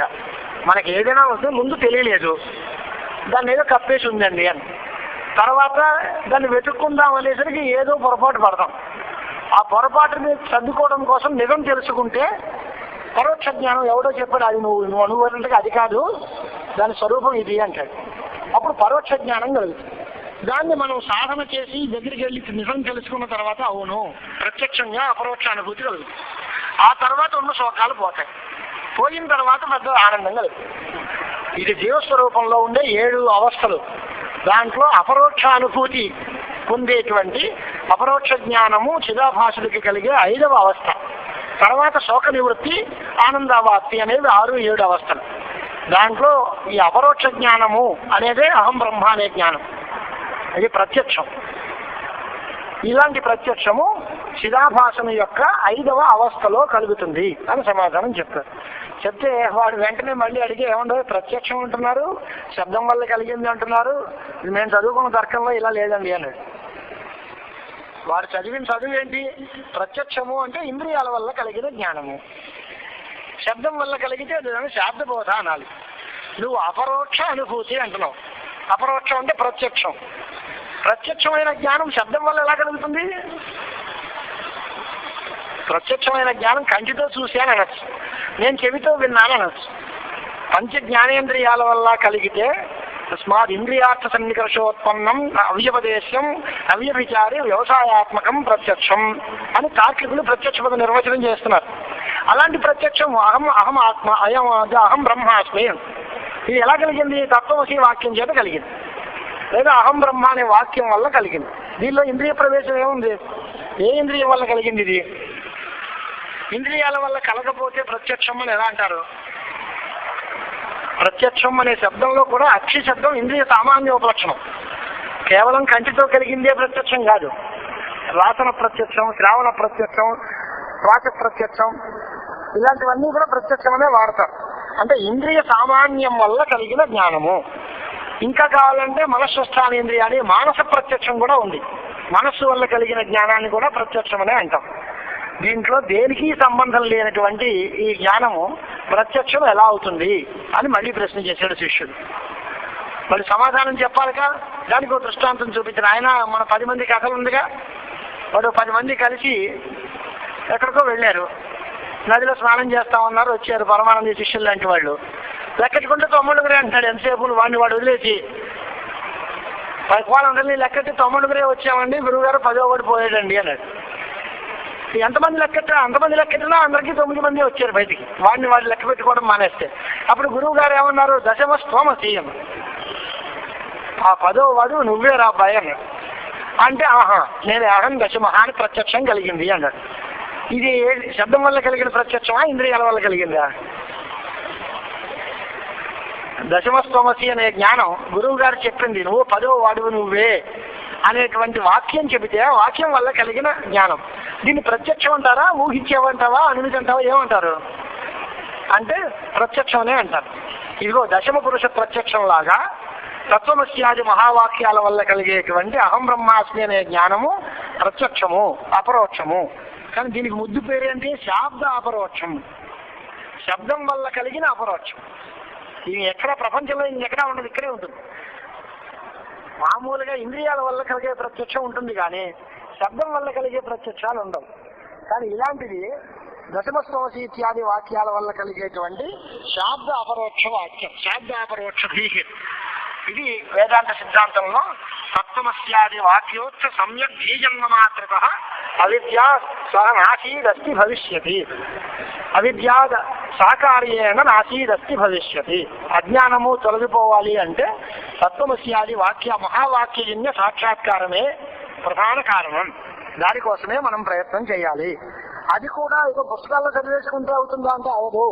పరోక్ష జ్ఞానం 4వ స్థితి, దాని తర్వాత 5వ భూమిక అపరోక్షానుభవం. అది దాన్ని వంట పట్టించుకోవాలి, అనుభవంలోకి రావాలి. అది జీవన్ముక్తులకి కలుగుతుంది. వాడినే స్థితప్రజ్ఞులు అని, జీవన్ముక్తులు అని శాస్త్రం పిలుస్తూ ఉంటుంది. అలాంటి వాడు ఏ రమణ మహర్షులో లేకపోతే శంకరాచార్యుల వారో అలాంటి మహానుభావులు వాళ్ళ ఉపదేశానికి ఆ బలం ఉంటుంది, వాళ్ళు చెప్పిన మాటకే బలం ఉంటుంది, వాళ్ళు అన్నట్టుగా అయిపోతుంది. కారణం ఏంటంటే వాళ్ళకి ఎటువంటి రాగద్వేషాదులు ఉండవు, నిత్యశుద్ధమైనటువంటి మనస్సు ఉంటుంది. అలాంటి స్థితి 5వ స్థితి. తర్వాత వాడికి శోకం లేదు. స్థరతి శోకం ఆత్మవితు అనే ఉపనిషత్తు వల్ల శోకాలు దాటిపోతాడు, అనర్థాలన్నీ పోతాయి. చిట్ట చివరికి మహాహర్షం బ్రహ్మానందం కలిగి అహో శాస్త్రం అహో శాస్త్రం అహో గురు అని ఆనందంతో నాట్యం చేస్తూ ఉంటారు. వాళ్ళు ఎలా ఉంటారు అంటే పాండిత్యం నిర్విద్య బాల్యేన నిష్ఠాసే. చిన్న పిల్లాడు ఏమీ తెలియని పసిగుడ్డు ఎలా ఉంటాడో అలా ఉంటాడు మహాపండితుడైన జ్ఞాని. వాడికి ఏమీ తెలియదు పాపం, ఆకలిస్తే అడగడం తెలియదు, తినాలని తెలియదు, ఒకడు బాధ వీడు నావాడు వీడు పైవాడు అని చాలా తెలియదు, మంచి చెడ్డ తెలియదు, మలమూత్రాల్లో పడి దొల్లుతూ ఉన్నా వాడు ఏం పట్టించుకోడు, తెలియదు. పట్టుకొర మీద పడుకోబెట్టామంటే అది పెద్ద సుఖమని వాడు భావించడు. అలాంటి బాల్యం మనం సంపాదించుకోవాలి. ఇది పండితుడి యొక్క లక్షణం అది అని ఉపనిషత్తుల్లో చివరిలో చెప్తారు. ఇలాంటి పరిస్థితుల్లో ఈ అహం బ్రహ్మాస్మి అనే జ్ఞానం ఎవరికి అని అడిగేవు నాయన, ఇది జీవుడికి చిదాభాసకి కలిగిన 5వ అవస్థలో కలిగే జ్ఞానము అని సమాధానం చెప్తారు గురువు గారు. ఇది ప్రత్యక్షం ఎలా అవుతుందండి అని అడిగి, ప్రత్యక్షం దశమస్వమసి అనే వాక్యంలో కలిగినటువంటి వాక్యం వల్ల కలిగిన ప్రత్యక్షం నాయన అని. కానీ ఇంకొక చిన్న డౌట్ ఉంది సార్ అని. అహం బ్రహ్మ అంటున్నాడు కదా, సామానాధికరణ్యం ఉంది, ఇది ఎలా కుదురుతుందండి అని. అహం బ్రహ్మాస్మి అనే సామానాధికరణ్యం చిదాభాసకి బ్రహ్మకి సామానాధికరణ్యం చెబుతున్నాడు. చిదాభాస అంటే మీరు ఏం చెబుతున్నారు, కర్తృత్వాలు భోక్తృత్వాలు అన్నీ ఉన్నాయి అంటున్నారు. బ్రహ్మ అంటే ఏమీ లేవు అంటున్నారు. ఈ రెండింటికి సామానాధికరణ్యం ఏంటండి? మీరు ఇందాక నుంచి చెప్పింది ఏంటి, ఇప్పుడు చెప్పింది ఏంటి? ఇందాక నుంచి అహం అనే దాని చేత జీవుడు దానిలో ఉండే చిదాభాసం మాత్రమే గ్రహింపబడుతోంది, చైతన్యం కాదు అన్నాడు. బ్రహ్మ అనే దాని చేత అయితే శుద్ధ చైతన్యం చెప్పబడుతుంది. మీరు ఈ రెండు ఒకటైన సామానాధికరణ్యం ఏం చెప్తున్నారు అని అంటే, దీన్ని బాధాయాం సామానాధికరణ్యం అంటారయ్యా. స్వరూపం నశించిపోయిన తర్వాత అభేదం కలుగుతుంది. అంటే ఏమిటి అంటే ముఖము ప్రతిబింబము ఉన్నాయనుకోండి. ముఖం ప్రతిబింబం ఎప్పుడైతే కలుగుతుంది? ప్రతిబింబానికి బింబానికి ఐక్యం, సమానాధికరణ్యం ఎప్పుడు కలుగుతుంది? ఆ ప్రతిబింబం నాదేనయ్యా అది ముఖమేనండి అంటాడు. అది ముఖం ఎప్పుడవుతుంది అంటే విడిగా ఉన్నంత కాలం కాదు. ఆ అర్థం తీసేస్తే ఇందాక చూసి ఇదినేనండి, ఇందాక ఫోటో చూసాను, ఫోటో వీడిదే అంటాం. ఫోటో వేరు వీడి వేరు ఉన్నది అదా? రెండు విడివిడిగా ఉన్నంత కాలం ఫోటో వేరు వీడి వేరే. అది ప్రత్యభిజ్ఞ, అది వేరు, సామానాధికరణం కాదు. స్వయం దేవదత్త అనేది ప్రత్యభిజ్ఞ. ప్రత్యభిజ్ఞ అంటే తద్దేశ తత్కాల వృత్తిత్వ విశిష్ట దేవదత్తుడికి విశేషణాంశాలు వదిలేసి పురోవర్తిని పూర్వదృష్టస్య అభేదావగాహి జ్ఞానం. దానిలో అనుపపత్తి లేదు. ఇక్కడ అనుపపత్తి ఉంది. అహం అనేదానికి బ్రహ్మ అనేదానికి సుతరాం విరోధం. ఆ దేవదత్తుడు కాదు అనడానికి ఏమో లేదు. దేవదత్తుడు ఒకటే వాడు. అప్పుడు చూసాం, ఇప్పుడు ఇక్కడ చూసాం అంతే.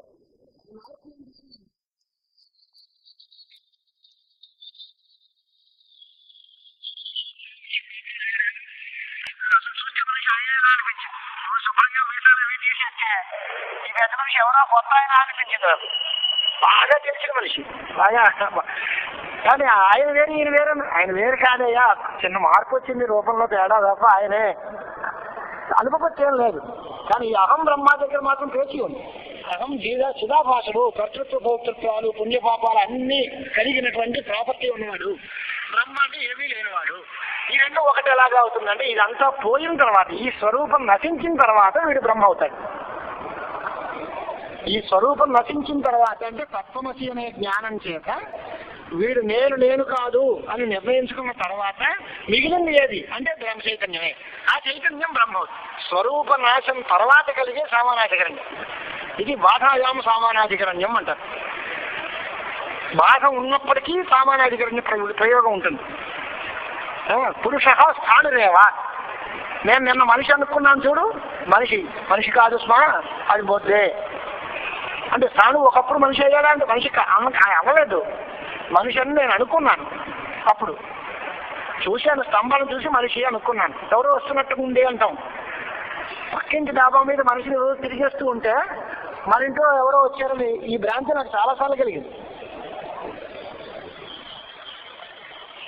ఎందువల్ల వాడు అక్కడ వాళ్ళ ఇంట్లో తిరుగుతారు మనుషులు ఆ డాబా మీద. సరే మనం వెళ్ళవలోంచి మన ఇంటికి ఎవరో మనిషి వస్తున్నట్టుగా అనిపిస్తుంది. ఎవరు వచ్చారని తలుపు తీయడం, ఎవరు లేదన్నా ఇంటికి వెళ్ళిపోవడం. ఏమిటి ఈ భ్రాంతికి కారణం ఏంటి అంటే పక్కింట్లో ఎవడో తిరిగేచ్చు.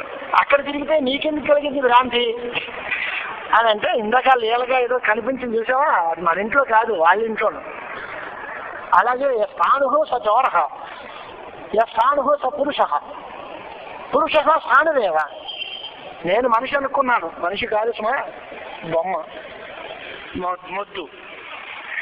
మొద్దు మనిషి అయ్యాడా అంటే మనిషి అవ్వలేదు. మనిషి అని అనుకరించబడ్డాడు, మనిషి అని అనుకోబడ్డాడు. ఆ అనుకోవడం భ్రమ. నిజం తెలిసిన తర్వాత స్థానురేవాసౌ న పురుష. అలాంటి జ్ఞానం బ్రహ్మైవ. పరంతు పూర్వం తావత్ చిదాభాసస్య అహమితి భ్రాంతి రాసీత్. చిదాభాసంలో నేను అనేటువంటి భ్రాంతి ఉండేది. నేను నిజంగా నేను కాదు స్వా, నేనంటే నేను చైతన్యమే, నేను బ్రహ్మనే అనేటువంటి భావం తర్వాత కలుగుతుంది. దీనికి బాధాయాం సామానాధికరణ్యం అని పేరు.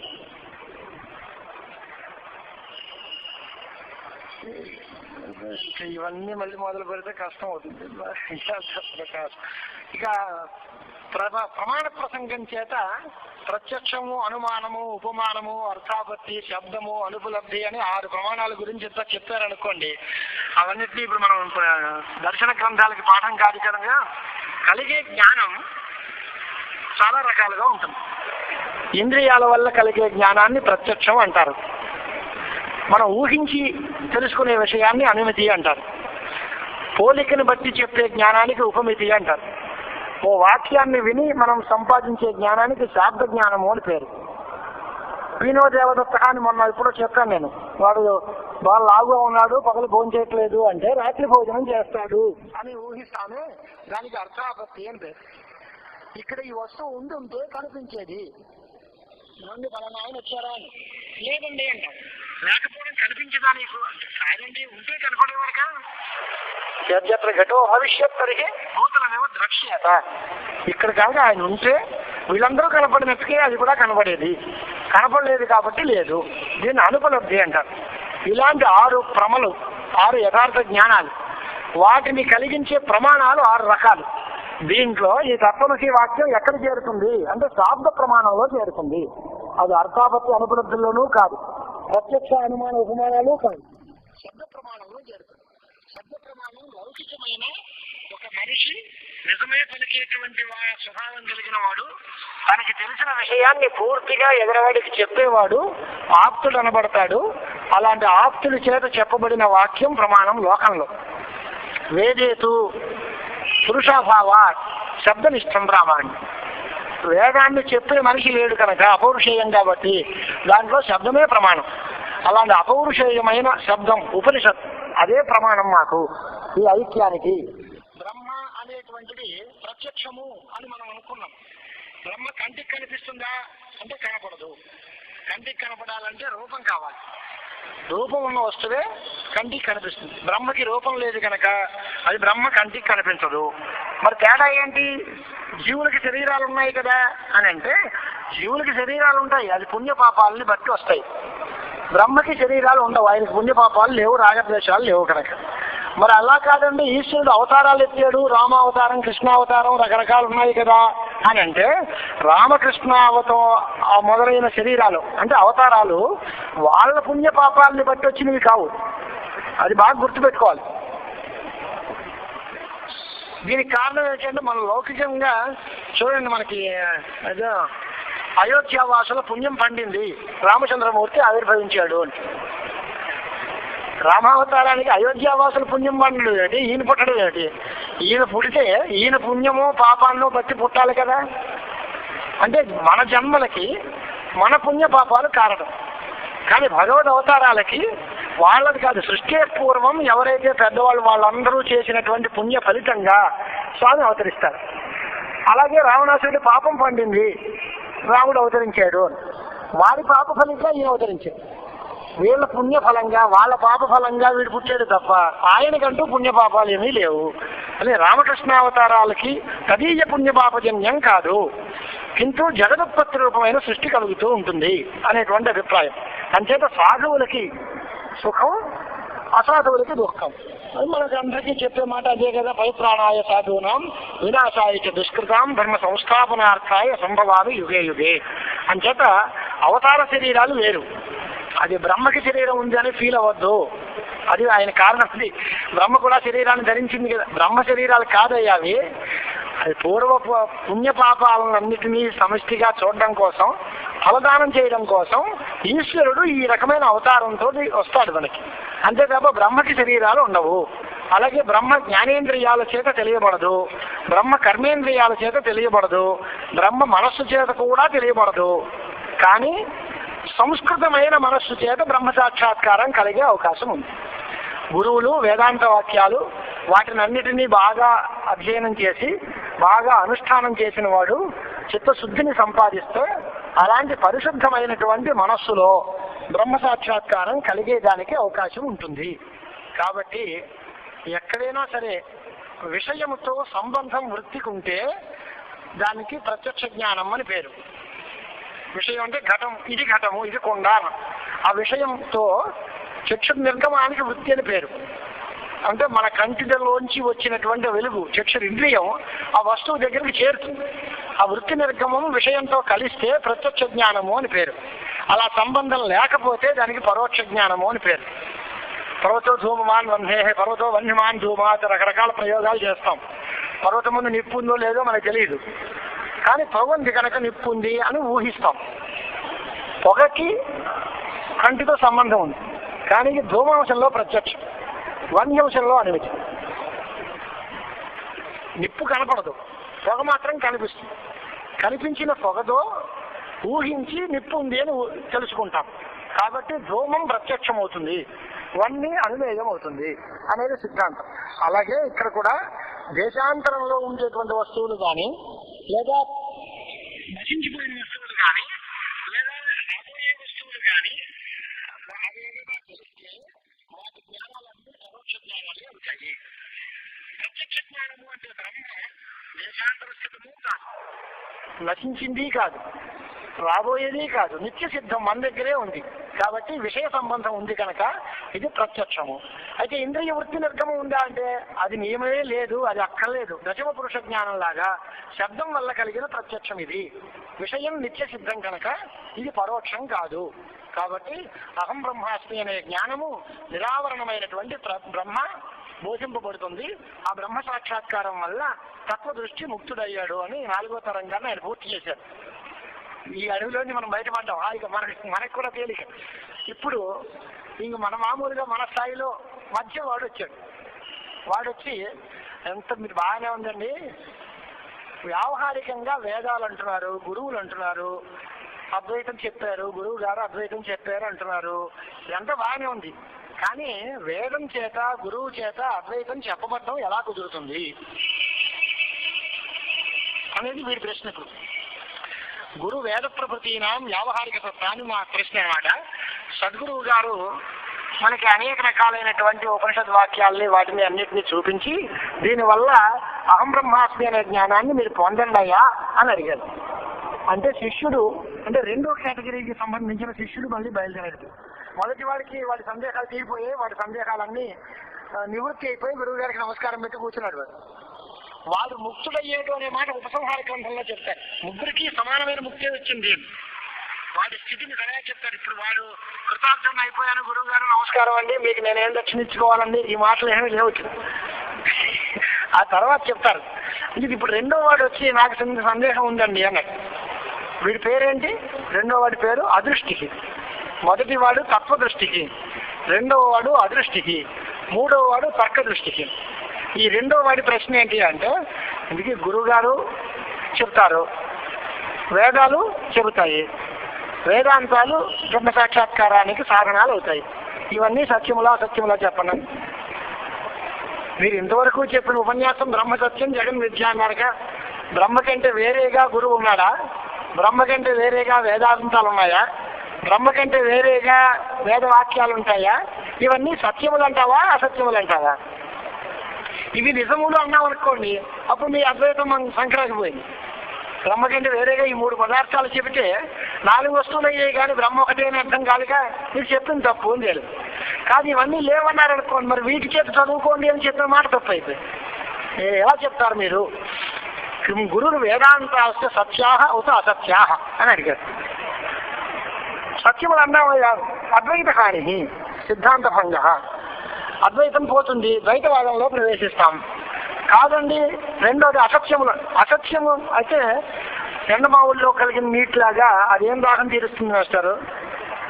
ఇలాంటి అబద్ధమైన వేదాలు చదివి ప్రయోజనం ఏంటి? అబద్ధమైన వేదాంతాలు వింటే మాకు వచ్చే లాభం ఏంటి? వేదాల అబద్ధం, గురువుల అబద్ధం, వేదాంతాల అబద్ధం అంటే మాకు ఉడుగురు ప్రయోజనం ఏంటి అని అడిగాడు. ఇప్పుడు వాడికి సమాధానం చెప్పాలి మనం. ద్వితీయే విద్యాభూత మరీచికోదకేన పిపాస అనపగమవత్ అసత్యభూత గురువేదాంతై సంసార దుఃఖ అనివృత్తి పురుషార్థ అసిద్ధిశ్చ. ఇప్పుడు దుఃఖాలు పోవు, పురుషార్థం రాదు. దుఃఖాలు పోకుండా ఉంటే అనర్థాల్లోనే ఉంటాడు. ఏం ప్రయోజనం ఇది? అసత్యమైన మార్గాలను మీరు ఎన్ని చెబితే మాకేం లాభం?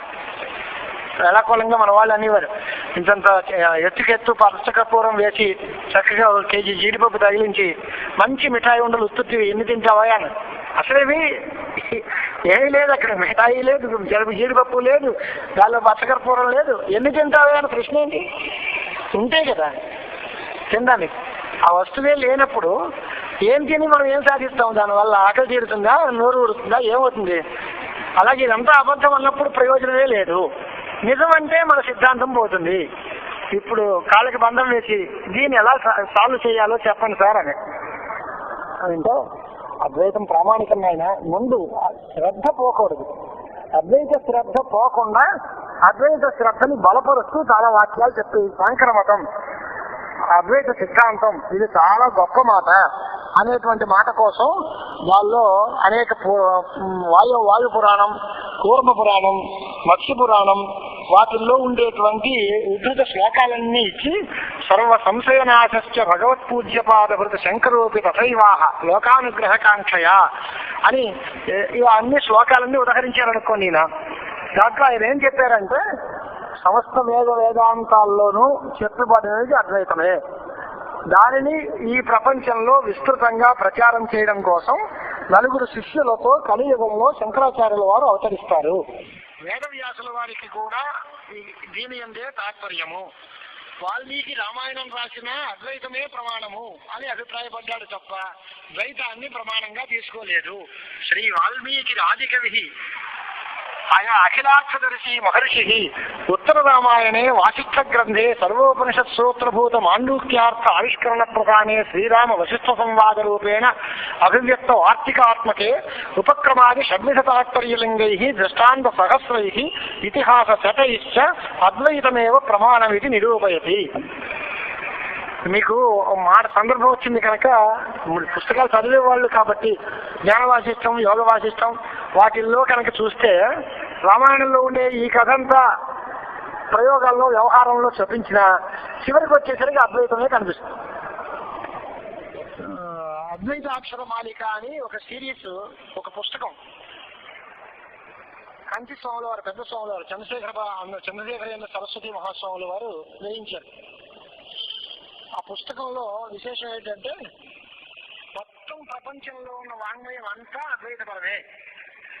వేదంలో అద్వైతము, తర్కంలో అద్వైతము, విశిష్టాద్వైతంలో అద్వైతము, ద్వైతంలో అద్వైతము, రామాయణంలో అద్వైతం, భారతంలో అద్వైతం, భాగవతంలో అద్వైతం, భగవద్గీత స్మృతికి అద్వైతం, నాటకాలు, కావ్యాలు ఇవి అద్వైతాన్ని చెబుతున్నాయి అని మొత్తం సర్వ గ్రంథములకు అద్వైతం అందే తాత్పర్యం అనేటువంటి నాస్తిక సిద్ధాంతానికి కూడా అద్వైతం అందే తాత్పర్యం అనేటువంటివి సుమారు ఒక 70-80 ఆర్టికల్స్ చాలా గొప్ప గొప్ప పండితుల చేత రాయించి అద్వైతాక్షరమాలిక అని పుస్తకం వేశారు. దానిని టీటీడీ వాళ్ళు తెలుగులో అనువాదం చేసి వేశారు. మనం ఎవరు, ఆయన కుటుంబరామ శర్మ గారు ఎవరు, ఒంగోలు చీరాల ప్రాంతంలో కాలేజీ ప్రిన్సిపాల్ చేశారు కదా, భాగవతుల కుటుంబరావు గారు, ఆయన తెలుగు అనువాదం చేశారు. ఆయన అనువాదంతో అది పడింది టీటీడీలో. ఆ పుస్తకం కనుక మీరు సంపాదించి ఎవరైనా చదివితే మొత్తం అద్వైతం తాలూకు బలం ఎంత అనేది తెలుస్తుంది. ఏ ప్రపంచంలో ఏ గ్రంథమైనా సరే దానికి పరమ తాత్పర్యం అద్వైతం అండి. ఈవెన్ మన ప్రధాన ప్రతిపక్షమైన నాస్తికులు కూడా అద్వైతాన్నే చెబుతున్నారు. వ్యాకరణం అద్వైతాన్ని చెబుతోంది, పూర్వమీమాంస అద్వైతాన్ని చెబుతోంది, ద్వైతం అద్వైతాన్ని చెబుతోంది అని వాళ్ళు ఉపవాదం చేసి రాశారు. ఆ ప్రణాళిక, ఆ పుస్తకం సార్ మనం ఎప్పుడైనా రెఫరెన్స్ లో చూడాల్సిన అందమైన పుస్తకం. అద్వైత భగవద్గీతాయాం అద్వైత భావా, రామాయణే అద్వైత భావా అని ఈ రకంగా ఉంటుంది అది ఆ గ్రంథం. అలాగే పండిత రాజు రామచంద్ర శాస్త్రి గారని శృంగేరి గురువు గారికి, అంటే స్వాముల వారికి విద్యా గురువులు, ఇప్పుడున్న స్వామి కాక ఈయన గురువు గారికి అభినవ విద్యాతీర్థ స్వాముల వారికి విద్యా గురువులు. ఆయన పుస్తకం రాశారు, సర్వేషాం దర్శనానాం అద్వైతే తాత్పర్యం. అన్ని దర్శనాలకి అద్వైతం అందే తాత్పర్యము. అలాగే ఇక్కడ కూడా ఈయన ఏం చేస్తారంటే అద్వైతమేవ ప్రామాణికమితి వాల్మీకేర్ అభిప్రాయ, వ్యాసస్యాది అత్రైవ తాత్పర్యం, భేదవాద తిరస్కార, భేద ధిక్కారము మొదలైన గ్రంథాలు. అలాగే ఖండన ఖండకాద్యంలో శ్రీహర్షుడు అద్వైతాన్ని స్థాపన చేశారు వైతున్నవాదాన్ని అనుసరించి అని దాన్ని అంతా తీసి కఠోపనిషత్తులో కూడా భేదవాసన భయానికి కారణమవుతుంది, సర్వ దుఃఖాలకి కారణమవుతుంది. మృత్యుమాప్నోతి యైహ నానేవ పశ్యతి ద్వితీయాద్వై భయం భవతి అన్యోసావన్యోహమస్మీతి నసవేద యథా పశురేవం సదేవానాం. ఇలాంటి వాక్యాలన్నిటినీ ఉదాహరణగా చేసి ద్వైతం చాలా ప్రమాదకారి అయ్యా, అద్వైతం చాలా గొప్పది అని. అయ్యా మీరు అడిగిన ప్రశ్న ఏంటి, మీరు చెప్పే సమాధానం ఏంటి, మీ అద్వైతానికి అలాగా అడ్వర్టైజ్మెంట్ కోసం రాకండి, నేను అడిగిన ప్రశ్నకి సమాధానం చెప్పండి అని మళ్ళీ శిష్యుడు మళ్ళా తన సందేహాన్ని మళ్ళా జ్ఞాపకం చేశాడు. స్వామి ఇవన్నీ సత్యాలా అసత్యాలా అని నేను అడిగాను, మీరేమో అద్వైతం గొప్పది ద్వైతం తప్పు అంటున్నారు, కానీ మా మాట చెప్పండి అని. వస్తున్నానయ్యా దానికోసమే కథ అని ఒక భర్చువు అనేటువంటి ఒక కథ ప్రవేశపెట్టారు. ఒక కథను ప్రవేశపెట్టి ద్వైత వచన అనుస్మరణము ప్రాచీనమైన అద్వైత వాసనని బాధిస్తూ ఉంటుంది. దీనికి కథ చెప్తానే వినండి అన్నాడు. ఓ రాజుగారు ఉండేవారట. ఆ రాజుగారు చాలా మంచివాడు, చాలా పుణ్యాత్ముడు, ఆస్తికుడు. ఆయనకు ఒక పెద్ద మహామంత్రి ఉండేవారు. ఆ మంత్రి గారి పేరు భర్చుహు అని పేరు. ఆ మాటకు అర్థం ఏంటి అని అడగండి, నాకు తెలియదు. పేరంటే భర్చున్నాడండి. భర్చున్నాము ప్రధానమాఖ్య. ఆయన ఎలాంటి వాడు? భర్చు చకార చకారములు, రేప చకార చకార ఉకార విసర్గం. భర్చు వాడికి ఎంత ప్రభావం ఉంది అంటే, మనం ముద్రా రాక్షసంలో చూస్తుంటాం చూడండి, ఎక్కడికి వెళ్ళినా సరే రాక్షసత్వ యాత్. వాడు ఏం చేసినా రాక్షసుని అడగలేని ఉండి వస్తాడు. ఎవరైనా శత్రువులు వచ్చారు, రాక్షసులతో చెప్పండి. ఎవరిని వాడు అన్నం లేదంటున్నాడు, రాక్షసులతో చెప్పండి. అమాత్య రాక్షసుడు అంటే అంత సమర్థుడు, అన్ని పనులు చక్కబెట్టేవాడు. అలాగే ఈ భర్చు అనేటువంటి వాడు కూడా రాజ్యభారాన్ని అంతటినీ దగ్గర పెట్టుకున్నాడు. అందరికీ అన్ని పనులు సక్రమంగా చేస్తూ ఉండేవాడు, అందరినీ చక్కగా చూస్తూ ఉండేవాడు. రాజుగారికి చాలా విశ్వాసపాత్రుడు, చాలా నిరతిశయ ప్రేమ రాజుగారికి మహామంత్రి అంటే. ఏ పని అన్నా సరే ఆయన మీదే అప్పచెప్తూ ఉండేవారు. సర్వసాధారణంగా మనుష్యుల్లో ఉండేటువంటి అసూయ ద్వేషాలు ఇతర అధికారులు రాజోద్యోగులు అందరికీ కూడా కలిగేవి. ఏం చెప్పినా మీరు రాజుగారు అనేసరికి ఉందారో భర్చు గారు అంటారండి, ఆయన అంటారో ఇంకా అన్ని ఆయనైనా, ఇక మమ్మల్ని అందరినీ డమ్మీ చేసేసారు, అంతా కోటరీ తయారైపోయింది ఇక్కడ, ఇంకా ఆయన తప్ప మేము అందరం ఎందుకని ప్రయోజనం ఏముంది, ఈ రాజోద్యోగం మేము చేయడానికి కష్టంగా ఉంది, మాకు ఏ గౌరవాలు ఇవ్వట్లేదు, మా మాట ఎవరు వింటలేదు, మాకు అవమానం జరుగుతోంది అని ఇతరులందరూ కలిసి ఆ భర్చు మీద ద్వేషాన్ని పెంచుకున్నారు. పెంచుకుంటే వాళ్ళందరూ ఒక సంఘంగా తయారయ్యారు. సంఘం చేసి ఆ ఊళ్ళో ఉండేటువంటి కాస్త అలగా జనం, కొంత అల్లజల్లగా ఉండేవాళ్ళు, కాస్త నచ్చలేటువంటి వాళ్ళు, కొంచెం శారదోపడి వాళ్ళు, ఇలాంటి వాళ్ళందరినీ తయారు చేసి వాళ్ళకి పునెత్తించి వీళ్ళందరూ కలిసి వాళ్ళ చేత ఒక శత్రు వర్గాన్ని తయారు చేస్తారు. చేసి ఈ ఊళ్ళో ఏ పొరపాటు జరిగినా అది ఆ మహామంత్రి గారి వల్ల జరుగుతుంది, మాకు ఏమీ అధికారాలు ఇవ్వట్లేదు, మేము మీకు అందరికీ ఉపకారం చేద్దాం అనుకుంటున్నాం, కానీ ఆయన అర్థం పడిపోతున్నాడు. మీకు ప్రతి దానికి మీకు శిక్ష పడింది అంటే ఆయన వల్ల, మీకు తిండి దొరకలేదంటే ఆయన వల్ల అని ఆయన మీద దుష్ప్రచారం చేసి వీళ్ళందరూ కలిసి ఒక గ్రూప్ తయారు చేశారు. ఈ గ్రూప్ తయారు చేసిన తర్వాత వీళ్ళందరూ రాజుకి ఏం చేశారు అని అంటే, ఒక్కసారిగా సడన్ గా శాంతి భద్రతలకి లోపం వచ్చింది, రాజ్యంలో అలకల్లోలం తయారైతే మర్నాడు పొద్దున్న రాజస్థానంలో అందరినీ పిలిపించారు. రాజుగారు మీటింగ్ పెట్టారు.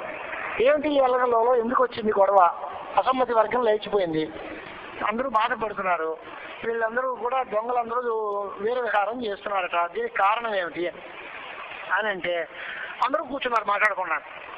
ఈ వెనకాల ప్రోత్సాహం చేసిన పెద్దలందరూ అక్కడే ఉన్నారు, వాళ్ళు ఒక్క మాట మాట్లాడలేదు. రాజుగారు చూసి, ఏమండి మీరందరూ మన సక్రమంగా చెయ్యాలి కదా పని, మీరందరూ మీ పనులు చేస్తూ ఉంటే ఇలాంటి పరిస్థితి రాదు, మీలో మీరందరూ మీ పనిని మానేశారనమాట, మీ కార్యక్రమాలన్నింటినీ బాగా నిర్వహించట్లేదనమాట, దానివల్ల ఇలాంటి అశాంతి తయారైంది అని రాజుగారు కొంచెం వీళ్ళందరినీ కోప్పడ్డారు. ఆయనకి ఆ మహామంత్రి మీద అభిమానం ఉండడం వల్ల ఆయన్ని కాన్సన్ట్రేట్ చేయలే, ఆయన అడగలేదు. వీళ్ళందరినీ కలిసి ఏమయ్యా మీరందరూ ఏం చేస్తున్నారు, ఇలా ఎందుకు తయారైంది అన్నట్టుగా కొంచెం ఏకలెట్టారు. పెడితే వీళ్ళందరూ కలిసికట్టుగా ఒకటే సమాధానం ఏంటి, అయ్యా మీరందరూ మంచి జరిగితే ఆ మహామంత్రి గారికి అంటున్నారండి, చెడ్డైతే మమ్మల్ని అడుగుతున్నారేంటి, దీని రెస్పాన్సిబిలిటీ కూడా ఆయనే వహిస్తారు, దీనికి పరిష్కారం ఏం చేస్తారో దీనికి కారణం ఏంటో ఆయనే చూపిస్తారు, మమ్మల్ని మీరు ఏం అడుగుతారండి, మా వల్ల ఏం జరుగుతుంది సార్, మమ్మల్ని మీరు ఎప్పుడు పట్టించుకున్నారు కనుక అన్నట్టుగా మామూలుగా వీళ్ళ మనసులో ఉండేటువంటి గోలు పెట్టారు. స్వామిని సదా భర్చుం భవాన్ శ్లాఘతే ఆపత్కాలే అస్మాన్ నియోజయతి కినిత్యసౌ భర్చులు ఇదానీన్ అని యుజ్యతే అని అస్తమాట ఆయన్నే పొగుడతారుగా, ఇలాంటి ఆపదలు వచ్చినప్పుడు మమ్మల్ని అడ్డగిస్తారండి, మమ్మల్ని క్వశ్చన్ చేస్తారేంటి, ఇప్పుడు ఆ వర్షం గారు ఏమన్నారు ఆయన చూస్తారులేండి అన్నారు.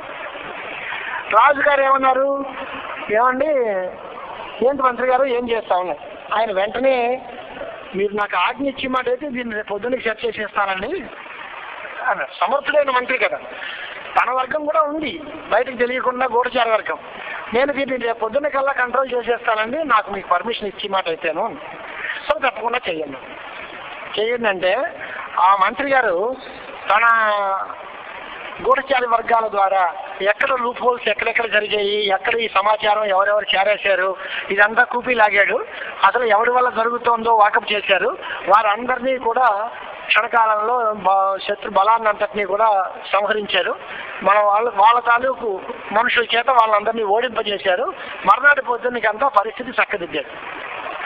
పరిస్థితి చక్కదిద్ది మళ్ళీ భర్షువు గారికి జయం వచ్చింది అనుకున్నారు అక్కడ యుద్ధంలో. కానీ వచ్చేసరికి ఏం జరిగింది, ఈ లోపుగా వీళ్ళందరూ గమనించారు, ఓహో ఇప్పుడు కొంప తగ్గింది, ఇప్పుడు వేస్తే అసలు మొత్తానికి మోసం వచ్చేలా పరిస్థితి వచ్చింది. ఇది వరకు వాడి మీద ఓ మమకారం మాత్రం ఉండేది, ఇప్పుడు వాడు ఏమైనా చేయగలడు అనే విశ్వాసం బలపడిపోతుంది, ఇంక తర్వాత మనకి అసలు పుట్టగతులు ఉండవు అనేటువంటి భయం వచ్చి వీళ్ళందరూ ఏం చేశారంటే ఒక చిన్న పన్నాగం పన్నారు. అబద్ధం ఏంటి అంటే, యుద్ధంలో మీ మహామంత్రి గారు చచ్చిపోయారండి, మేమందరం వెళ్ళాం, ఆయన ప్రణాళిక బాగానే రచించాడు, కానీ ఆయన పాపం యుద్ధం ఏం తెలుసు అండి, మంత్రాంగం తెలుసు కానీ అంచేది ఆయనేమో దాన్ని చచ్చిపోయాడు, మేము మాత్రం ఆ శత్రువులందరినీ బంధించి తీసుకొచ్చాము అని చెప్పి రాజుగారి దగ్గరికి వచ్చి రిపోర్ట్ చేశారు. అయ్యో పాపం మహామంత్రి పోయాడు అని బెంగ పెట్టుకున్నాడు రాజుగారు, చాలా బాధపడ్డాడు. ఏదో సంతాప తీర్మానం లాంటిది ఏదో పాస్ చేశారు, అంతా అయిపోయింది. వివేకం లేని రాజు వీళ్ళు చెప్పిన తప్పుడు సమాచారాన్ని నిజం అనుకుని, అయ్యో భర్షువు పోయాడా పాపం వాళ్ళ కుటుంబానికి జాగ్రత్తగా చూడండి అన్నాడు, పురమాయించారు. మొత్తం మీరు అందరూ బాగా చేశారు, సంతోషం అన్నారు. అయిపోయింది. అయిపోయిన కాసేపు ఆపి, మన వాళ్ళు ఇవాళ చూస్తున్నారు కట్ చేస్తే అన్నాను, ఇది కాసేపు ఆపేసి కొంత దూరం వెళ్ళిన తర్వాత రాజుగారు మళ్ళీ వేటకు బయలుదేరారు. ఈ రెండు సీన్లు రెండు రకాల కథ చెబుతున్నాడు. అక్కడ భర్షువు అడవిలో ఉన్నాడు. ఈ వార్త ఇలాగ సమాచారం రాజుగారికి సేకరింపజేశారు, రాజుగారి దృష్టిలో మనం చచ్చిపోయాము అనేటువంటి అభిప్రాయం ఉంది అని తెలిసిన భర్షువుకి వీళ్ళకి ఎంత సేవ చేస్తే మాత్రం ఏం ప్రయోజనం, మన శరీరం అంతా దీనికే దారిపోసాం, ఎన్ని రకాలైనటువంటి యుక్తులు చేసి ఎన్నో రకాల రాజుని అనుసరించినా మనకి ఏం దక్కింది, మనం చచ్చిపోయామంటే ఆయన నమ్మేశాడు, ఈ గుడ్డు రాజ్యం సేవిస్తే సుఖం ఏంటి, వాడికి వైరాగ్యం వచ్చి వాడు సన్యాసం పుచ్చేసుకున్నాడు. సన్యాసం పుచ్చుకొని అడవిలోనే ఉన్నాడు. ఇక్కడికి వచ్చిన ఈ పెద్దవాళ్ళందరూ కలిసి వీళ్ళము ఆటలాడుతున్నారు. రాజుగారు ఏం చేశారు, కొంతకాలం పోయిన తర్వాత వేటకు బయలుదేరారు. వేటకు బయలుదేరి మళ్ళీ సీక్వెన్స్ ఎలా వచ్చింది మన సినిమాల్లో కట్టంలాగా, ఈ రాజుగారు వేటాడటానికి వెళ్ళినటువంటి వ్యక్తి ఎక్కడ సన్యాసి వేషంలో బస్సు ఉన్నదో అక్కడికి వెళ్ళట్టు అనేసరి మళ్ళీ వీళ్ళు వెనకాలే ఉన్నారు కదా. వీళ్ళు ఏం చేశారు అంటే, ఇప్పుడు మన కొంపతో అవుతుంది, వీడు బతికున్నాడని చూస్తే వీడిని చూస్తారు రాజుగారు, మన శిరస్సులు ఖండించేస్తారు, వీడు చచ్చిపోయారని చెప్పినాం మనం అనే ఉద్దేశంతో రాజుగారని ఓ చిన్న జాగ్రత్త అండి అని. ఏంటి అని అంటే, మన మహామంత్రి గారు చచ్చిపోయిన తర్వాత మీ మీద రాజ్య మీద మమకారం చంపుకోలేక ఇక్కడే దెయ్యం అయిపోయి తింటున్నాడు, ఇక్కడిక్కడే తిరుగుతున్నట్టండి ఈ ప్రాంతంలో, నేను ఎక్కడైనా ఎప్పుడైనా తపస్సు పడవచ్చు, మీ మీద ఉండే రాజభక్తితోటి కొంచెం జాగ్రత్తగా ఉండండి వాడి దగ్గర మాత్రం అని చెప్పారు. చెబితే రాజుగారు కాబోసు అనుకున్నాడు. తెల్లారు లేచేసరికి నిజంగా భక్తిగా ఉన్నాడు అక్కడ. వాడి చూసి వాడికి అడ్డాలు ఉన్నసారి పెరిగిపోయి సన్యాసి వేషంలో ఉన్నాడేమో, ఏదో దెయ్యం పట్టింది, దెయ్యమై వచ్చాడు మంత్రి అనుకున్నాడు. రాజుగారు వాడి దగ్గరికి వెళ్లకుండా దూరంగా పారిపోయి వెళ్ళిపెట్టింది. ఆ వర్షం ఈ రాజుగారికి ఉపదేశం చేద్దాం అనుకుని కూడా వైరాగ్యం చేత ఇంక వీడికి ఏం చెప్పినా ఒకటే లేదు, వీడికి ఏం లాభం లేదు అనుకుని ఆయన వదిలేశాడు. ఇది భర్షు కథ చెప్పాడు. దీనివల్ల ఆయన సన్యాసం పుచ్చుకున్నాడు. అనేక రకాలైనటువంటి రాజ్యమందు ఉండేటువంటి వైరాగ్యం, అదే రాజ్యం ఎన్ని సేవలు చేసినా ఇది ఏమో మనకి ఉపయోగించదు అని వైరాగ్యం వచ్చింది. వైరాగ్యాన్ని అందరినీ వర్ణించాడు చాలు. పరాధీనా సేవ దుఃఖకేతు ఏకాంతే సుఖం. ఇతరుల్ని సేవించడం, ఒకరికి డిపెండెంట్గా బతకడం, ఇదంతా ఎప్పుడూ దుఃఖాన్నే ఇస్తుంది. మనం ఏకాకిగా ఏకాంతంలో హాయిగా ఒంటరిగా ఉంటేనే సుఖం ఉంటుంది అనేటువంటి నిశ్చయానికి ఆ మహామంత్రి గారు వచ్చారు. దానికి అసలు ఎంతవరకు కథ అల్లాడు. రాజుగారు రాజ్యంలో చాలా ప్రధానమైన పాత్రని పోషించేవాడు, అందరికంటే కూడా గొప్ప గౌరవాన్ని పొందినవాడు అయిన మహామంత్రి దుఃఖాల పాలయ్యాడు. ఎన్ని భోగాలున్నా, ఎన్ని అధికారాలున్నా, ఎన్ని పదవులున్నా చివరికి దుఃఖమే మిగులుతుంది. ఇదే పెద్ద మనిషి వైరాగ్యంతో ఏకాంతంగా హాయిగా సుఖంగా బతికాడు. అలాగా వెళ్ళిన తర్వాత భర్షు ఆలోచించి ఏకాంత సేవి అంటే ఒంటరిగా ఏకాంతంలో హాయిగా ఆత్మధ్యానం చేస్తూ ఉండేటువంటి వాడికి ఎలాంటి ఆనందాలు కలుగుతాయి, వాడు ఎంత ఆనందంగా ఉన్నాడు ఇప్పుడు అంటే, నాకు ఇది వరకు ఉన్న బాధ ఇబ్బంది ఏమీ లేదు. ఏమో అక్కడేమో వాళ్ళు ఏదో మళ్ళీ కొంత గొడవలు ఏమో చేశారు అంటే వాళ్ళ మీద సైన్యాన్ని పంపడం, వాళ్ళని అనసడం, ఇలాంటి అల్లకల్లోలాలు ఏమి లేవు. ఎంత ఆనందంగా ఉన్నాను.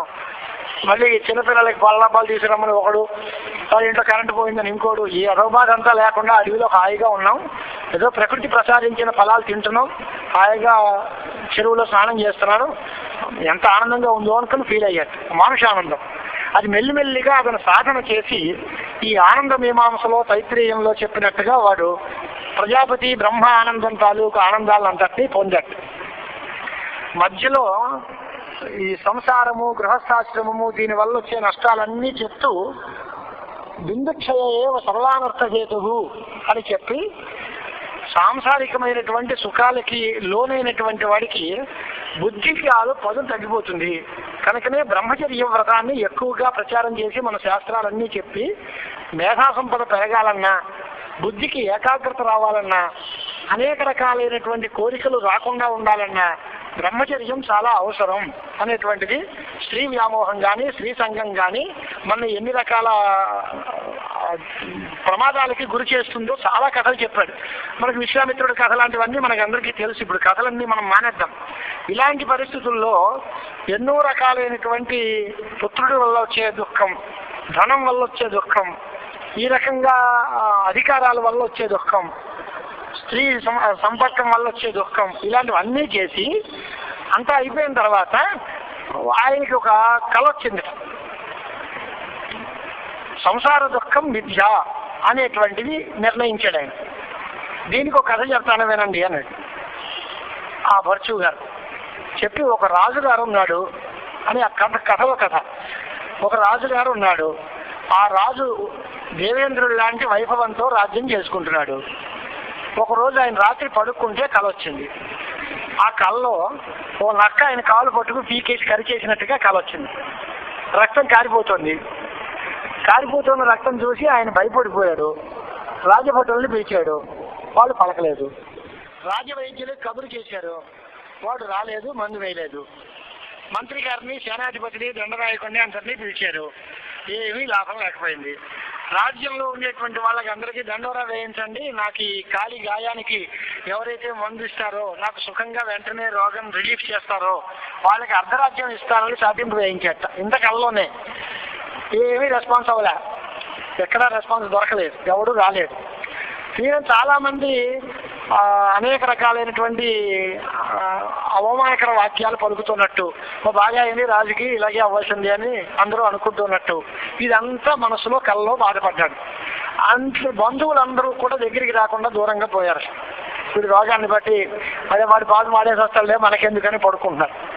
ఇలాంటి పరిస్థితుల్లో మళ్ళీ కాస్త దూలైన తర్వాత ఒక గురుగారు, అదే ఒక యోగి ఎవడో దర్శనం ఇచ్చాడు. వచ్చిన తర్వాత ఆయన్నేమో ఈయన చెప్పుకున్నాడు, ఏమండి నేను ఈ రాజుగారిని, నాకు ఈ రకమైన కష్టం వచ్చింది, మా వాళ్ళందరినీ అడిగాను, ఏమీ ప్రయోజనం దక్కలేదు, అసలు మీరు ఏదైనా ఏదో గోసాల చిట్కాలా మీరు ఏమో వైద్యం ఏదైనా చేస్తే దానివల్ల నాకు మందు ఇస్తే తగ్గుతుందేమోనని మిమ్మల్ని ప్రార్థిస్తున్నానండి అన్నాడు. ఆయన ఏదో విభూతి ఇచ్చాడో ఆ తాయెత్తి కట్టాడో ఏమో తెలియదు. కిమప్పి ఔషధం అదాత అంటే రాజ్ఞే కిమప్పి ఔషధం అదాత్. పరివ్రాజకుడు ఏదో మందు ఇచ్చాడు. దాంతో వీడికి వెంటనే మందు పట్టించింది, దుఃఖం తగ్గింది. ఈ లోపుగా కళ కరిగిపోయింది. తెల్లారు లేచి కూర్చున్నట్టు రాజా ప్రబోధం అవాప జాగ్రత్తేన నా సృగాల నటేన కృతం పాదక్షతం నా దుఃఖం నా పరివ్రాజక నా ఔషధం వా కించిదపి దృష్టం నసంతి రథా నైవ రథయోగా అత పంథాన అని ఉపనిషత్తుల్లో కూడా అక్కడెక్కడో రథాలు ఉన్నట్టు, దారులు ఉన్నట్టు, రథం మీద గుర్రాలతో మనం నడుస్తూ ఉన్నట్టు ఏదేదో కలకన్నట్ట. తెల్లారి లేచేసరికి మంచం మీదే ఉన్నాడు వీడు. ఈ రథాలు ఏమయ్యాయి, గుర్రాలు ఏమయ్యాయి, ఎక్కడికి వెళ్ళాము, ఏం చేసామంటే అంతా కళ ఏమీ లేదు అని తెలుసుకున్నాడు. అలాగే ఈ రాజుగారి నిజం, ఆయనకి కళ్ళలో నక్క కుట్టడం కరవడం అబద్ధం, రక్తం కారడం అబద్ధం, వీడు వాళ్ళందరినీ బతిమాలడం, వాళ్ళు ఇవ్వకపోవడం అబద్ధం, సన్యాసి రావడం, వాడేదో మందు ఇవ్వడం అది అబద్ధమే. కానీ రిలీఫ్ మాత్రం నిజం. సుఖంగా కాళ్ళలాగే బాగానే ఉంది. ఇప్పుడు మళ్ళీ ఈ ప్రశ్న చెప్పి అప్పుడు ఆయన అడుగుతున్నట్టు ఆయన, దీన్ని బట్టి మనకి ఏం తెలిసిందిరా అబ్బాయి అన్నట్టు. అంటే సంసార దుఃఖం మిథ్య, తస్మాత్ తన్ నివర్తక గురు వేదాంతాది సాధనోపి మిథ్య, సాధనేనాపి మిథ్యాభూతేన వాచి. సంసారం దుఃఖం. దాంట్లో ఇప్పుడు మీకు చెప్పిన కథలో ఆ వచ్చిన పరివ్రాజకుడు నిజమా? అబద్ధం. వాడు ఇచ్చిన మందు నిజమా? అది అబద్ధం. వాడు దాని తర్వాత రిలీఫ్ పొందిన మాట నిజం. అంచేత అబద్ధమైన వేదాంతము, అబద్ధమైన గురువు, అబద్ధమైనటువంటి ఉపదేశము శాశ్వతమైన నిత్యమైనటువంటి మనకు ఫలితాన్ని ఇస్తుంది. గురువు వేదాంతాలు అన్ని నిజంగా అక్కర్లే, అబద్ధమైన దాని చేత కూడా మనకి రిలీఫ్ దొరుకుతుంది అనడానికి ఈ కథ చెప్పి, సత్య సాధనైన నా మిథ్యావస్తు నశ్యతి పూర్వోక్త దృష్టాంతే రాజ్ఞ శయనం గ్రహం ప్రవిష్ట మిథ్యాసృగాల నా సత్యదౌవారికేన నివారిత. అబద్ధం నక్కొచ్చిందా? లేదు. దౌవారికుడు ద్వారపాలకుడు నిజం. మిథ్యాభూతమైనటువంటి నక్క లోపల ప్రవేశించడానికి నిజమైనటువంటి వాడు అడ్డగించాడా అంటే అడ్డగించలేకపోయాడు. విద్యాసత్వం వస్తూనే ఉంది. దాన్ని ఆపగలిగాడా? ఆపలేకపోయాడు. వాళ్ళు మంది ఇచ్చారా లేదా అంటే ఇవ్వలేదు. లేనివాడు మంది ఇచ్చాడు, ఉన్నవాళ్ళు మంది ఇవ్వలేదు. ఉన్న రాజోద్యోగులందరూ మంది ఇవ్వలేదు. ఉన్న ద్వారపాలకుడు పనిచేయలేదు. లేనటువంటి నక్క లోపల ప్రవేశించింది. లేనటువంటి పరివరాజకుడు వచ్చాడు, వాడు మంది ఇచ్చాడు. అదంతా మాకు ఫలితాన్ని ఇచ్చింది అంటే ఏంటయ్యా ఇది? అంచేత అబద్ధమైన సాధనం కూడా ఒకప్పుడు మంచి ఫలితాలను ఇస్తుంది. ఎలాగండి అని చాలా పచ్చిగా లౌకికమైన ఉదాహరణ చెప్పారు. ఒకడు కళ్ళ వచ్చింది, కళ్ళలో చాలా భయపడిపోయాడు. మంచం మీదనే మూత్ర విసర్జన చేసుకున్నాడు. తెల్లారు లేచేసరికి బట్టంతా తడిసిపోయింది. కళ్ళలో కల్పించిన భయం నిజమా? ఏదో పెద్ద ప్రమాదం ముంచుకొచ్చినట్టుగా కళ వచ్చింది. ప్రమాదం అబద్ధం. దానివల్ల మీరు ఇంట్లో మంచం మీద చూసుకోవడం మాత్రం నిజం. అబద్ధం వల్ల నిజం కలుగుతుంది. దాన్ని కలిగిందండి, కలగడానికి లోకానుభవం. కలిగింది మాట నిజం, అంత భయపడిపోయిన మాట నిజం. భయకారణం నిజమా? భయకారణం అబద్ధం. అలాగే రిలీఫ్కి కూడా కారణం అబద్ధం కావచ్చు. అబద్ధాన్ని బట్టి సత్య ఫలితము రావచ్చు, సత్యమును బట్టి అబద్ధమైన ఫలితం కూడా రావచ్చు. అంటే దానివల్ల సాధనం నిజమైతేనే ఫలితం నిజమవుతుంది, సాధనం అబద్ధమైతే ఫలితం అబద్ధం అవుతుంది అని మీరేమీ చెప్పలేరు. పైగా ఇదంతా మొత్తం అబద్ధం. దాంట్లో కొంత నిజం, కొంత అబద్ధం ఉంది. ప్రపంచం మొత్తం అబద్ధం కనుక దీనిలో గురువు నిజంగా ఉండాలి, వేదాంతాలు నిజంగా ఉండాలి అనే మాట కాదు. సిద్ధాంతంలో ఎత్ర వేదాహ అవేదాభవంతి, వేదములు కావు, గురువు కాడు, శిష్యుడు కాదు, ఉపదేశం కాదు. ఆ పై స్థితి వెళ్తే ఈ మాట చెబితే ఏదంటే శిష్యుడు కాదు, గురువు కాదు అనేటువంటి వేదాంతం మాకు వద్దండి అన్నాడు. నీ జన్మకి వేదాంతం అంటే మరి పరిస్థితి ఉంటే ఇలా అనవయ్యా నువ్వు. ఇది ఎప్పుడన్నారు ఆయన? మొదట్లో లేదన్నారు. మొట్టమొదట్లో శ్రోత్రియుడైన గురువుని సేవించిన ఆయన, ఆ గురువు అనుగ్రహమే నీకు కావాలి అన్నారు. గురు కటాక్షం లేనిదే నీకు విద్య రాదు అని చెప్పారు. గురువు అక్కర్లేదని దీని తాత్పర్యం కాదు. గురు శిష్య భావం అనే భేద దృష్టి పోయిన తర్వాత గురువు ఎవరు, శిష్యుడు ఎవరు, చెప్పేవాడెవరు, చదివేవాడెవరు అంతా ఒకటే అనే జ్ఞానం కలిగిన తర్వాత చెప్పాల్సిన పని లేదు. దేంతో తెలుసుకుంటాం? సాధనాపేక్ష లేదు. నిరపేక్షమైన బ్రహ్మతత్వం ఒకటే ఉన్నప్పుడు దాన్ని చెప్పే వేదాలు ఎక్కడొస్తాయి? సృష్టి ఎక్కడుంది? సృష్టి లేకపోతే సృష్టిలో అంతర్గతమే కదా వేదం. అది ఎక్కడుంది? ఈశ్వరుడే లేడు అంటున్నాం మనం. ఈశ్వర ముఖాన్ని నిర్గతమైన వేదవాంగ్మయం ఎక్కడ ఉంటుంది? ఇదంతా చాలా ఉత్తమ స్థాయికి సంబంధించిన విచారణ తప్ప ఆ మాటలు చెప్పాం కదా అని అవన్నీ నిజంగా లేవు అని మాత్రం అనుకోకండి. అంచేత గురు వేదాంతాదులు మిథ్యాభూతములా? అవును, మిథ్యాభూతములే. వారి ప్రశ్న ఏంటి? సత్యము అంటే అద్వైత హాని అన్నాం, సత్యమును మేము అంటలేదు. మరి అబద్ధం అయితే అబద్ధం వల్ల ఫలితం వస్తుందా అండి అన్నారు. వస్తుంది. మరి అబద్ధమై అంటే వాడు మళ్ళీ నెక్స్ట్ క్వశ్చన్ వేయాలి. అబద్ధమైన దాని వల్ల ఫలితం వస్తుంది అంటే మరి ఎండమావులలో నీటి వల్ల దాహం తీరుతుందా అండి?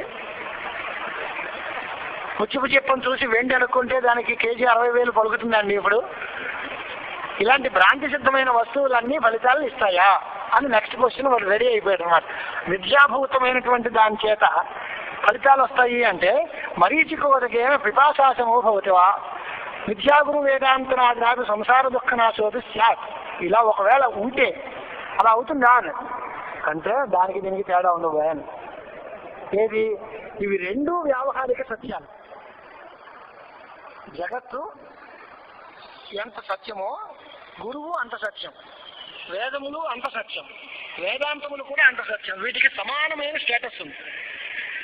కానీ ఇందాక చెప్తున్నది మిథ్యా మరీచరకము ప్రాతిభాషికం, దానికంటే ఇంకా బిలో గ్రేడ్. ప్రాతిభాషికమైన దాంతో వ్యవహార కాలంలో పనులు జరగవు, వ్యవహారికమైన దాంతో పరమార్థ దశలో పని జరగదు. వ్యావహారిక కాలికమైన వస్తువులతో వ్యవహారంలో పని జరుగుతుంది. ఎలాగా అంటే ఇందాక నేను చెప్పింది, స్వప్నంలో ఉన్న వస్తువులు అన్నీ స్వప్నంలో పనులు చేయడమో పనులు మానడమో అక్కడ ఉంటాయి. స్వప్నంలో వస్తువు జాగ్రత్తలో పనిచేయదు. ఇందాక మీరు చెప్పిన ఉదాహరణ, భయం వేసిందండి, మూత్రం పోసుకున్నాడండి, ఎప్పుడు పోసుకుంటాడు? తెలివి వచ్చిన తర్వాత వస్తాడా మంచం మీద? స్వప్నంలో భయం వస్తే స్వప్నంలో అలాంటి ప్రమాదం జరిగితే జరగాలి. స్వప్నంలో జరిగిన వృత్తాంతం వల్ల జాగ్రత్త దశలో ఫలితం వస్తుంది అనే మాట అనలేము. అలాగే జాగ్రత్త దశలో ఉన్నదాని చేత దీని తాలూకు రియాక్షన్స్ స్వప్నంలో వచ్చాయి అనే మాట అనలేము. అంచేత పారమార్థిక వ్యావహారిక ప్రాతిభాషిక సత్తాత్రయ విద్యం అంగీకరిస్తాం గనక ఈ గురు వేదాంతాదులు ఎంత వ్యవహార సత్యంలో జగత్తు అంత వ్యవహార సత్యమే. దీనివల్ల ఉపదేశం ఉంటుంది. పరమార్థత లేదన్నా, పారమార్థిక సత్యం ఒక్క బ్రహ్మ ఒకటే, వ్యావహారిక సత్యం ప్రపంచమంతా ఉంది. అలాంటప్పుడు గురువులు ఉన్నారు, వేదాంతాలు ఉన్నాయి. వ్యావహారిక సత్యంతో పారమార్థికమైన బ్రహ్మకి అద్వైత హాని అన్నమాట అనకూడదు. అద్వైత హాని అంటే ఏంటి? పరమార్థత ఒకే వస్తువు. వ్యవహారంలో భేదం ఉంది. వ్యవహారంలో గురువులు ఉన్నారు, వేదాంతాలు ఉన్నాయి, వేదాలు ఉన్నాయి, వ్యవహారం ఉంది, అంతా ఉంది. దీని ఇన్నాయి కదండి. బ్రహ్మ ఒకటే లాంటారు. మళ్ళీ ప్రశ్న ఏంటి? నిజంగా ఉన్నది బ్రహ్మ ఒకటే, కల్పితంగా వ్యవహార కాలంలో ఇన్ని ఉన్నాయి. కానీ వ్యావహారికమైన దీంతో బ్రహ్మకి అద్వైత భంగం లేదు. కనుక అద్వైతం ప్రామాణికం, పారమార్థికం. ఈ వ్యవహార కాలంలో ఉన్న గురు వేదాంతాదులు ప్రయోజనాలు వ్యవహారంలో ఉన్నంత కాలం చేస్తాయి. నువ్వు అడిగిన ప్రశ్న పిపాసోదకం అంటే భరించదకం చేత దాహశాంతి, అది ప్రాతిభాషికమయ్యా. ప్రాతిభాషికమైనది వ్యవహార కాలంలో ఫలసరకం కాదు, ఫలితాన్ని ఇవ్వదు అని సత్తాత్రయ విద్య నిరూపణం చేయాలి. దానికోసమని తర్వాత గ్రంథం ఆరంభింపబడుతుంది అనుకోండి. వ్యావహారిక సత్తా, పారమార్థిక సత్తా, ప్రాతిభాషిక సత్తా అనేవి మూడు. వీటికి స్వరూపం ఏంటంటే, ప్రాతిభాషిక సత్తా అంటే కళ్ళలో కనపడేటువంటి వస్తువులు అలాంటివి అనుకోండి. అవి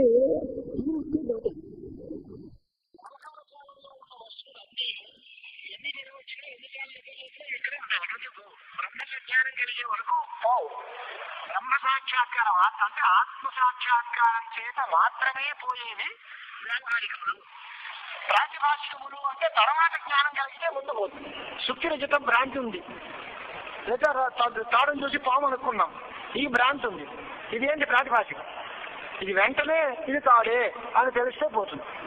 చిన్న చిన్న భ్రాంతులు, చిన్న చిన్న అజ్ఞానాలు. ఇవి అజ్ఞానాలు ఆ తర్వాత కలిగే జ్ఞానాల చేత పోగొట్టబడతాయి, తొలుగుతాయి. కానీ మూలా విద్యా నిరాశ అనేది, మూలా విద్య పోవాలి అంటే మాత్రం ఆత్మ సాక్షాత్కారం ఒక్కటే కావాలి తప్ప అది వేరే సాధ్యం లేదు. కాబట్టి వ్యావహారిక జగత్తుని, వ్యావహారిక ప్రపంచాన్ని నివారించే శక్తి ఆత్మ సాక్షాత్కారానికి మాత్రమే ఉంది, కానీ రకమా వ్యావహారిక ఉపాయాలకి లేదు అని ప్రాతిభాషిక సత్త కంటే వ్యావహారిక సత్త చాలా పవర్ఫుల్ అనేటువంటి విషయాన్ని మనకి చెప్తారు. మనం ఇవ్వాలనుకున్న టైం పూర్తయింది కనుక ఇక్కడికి ఆపుకుంటాం. రేపు పారమార్థిక సత్తా నిర్వచనం, కాలత్రయాబాధ్యత్వం అవి రేపు చూద్దాం.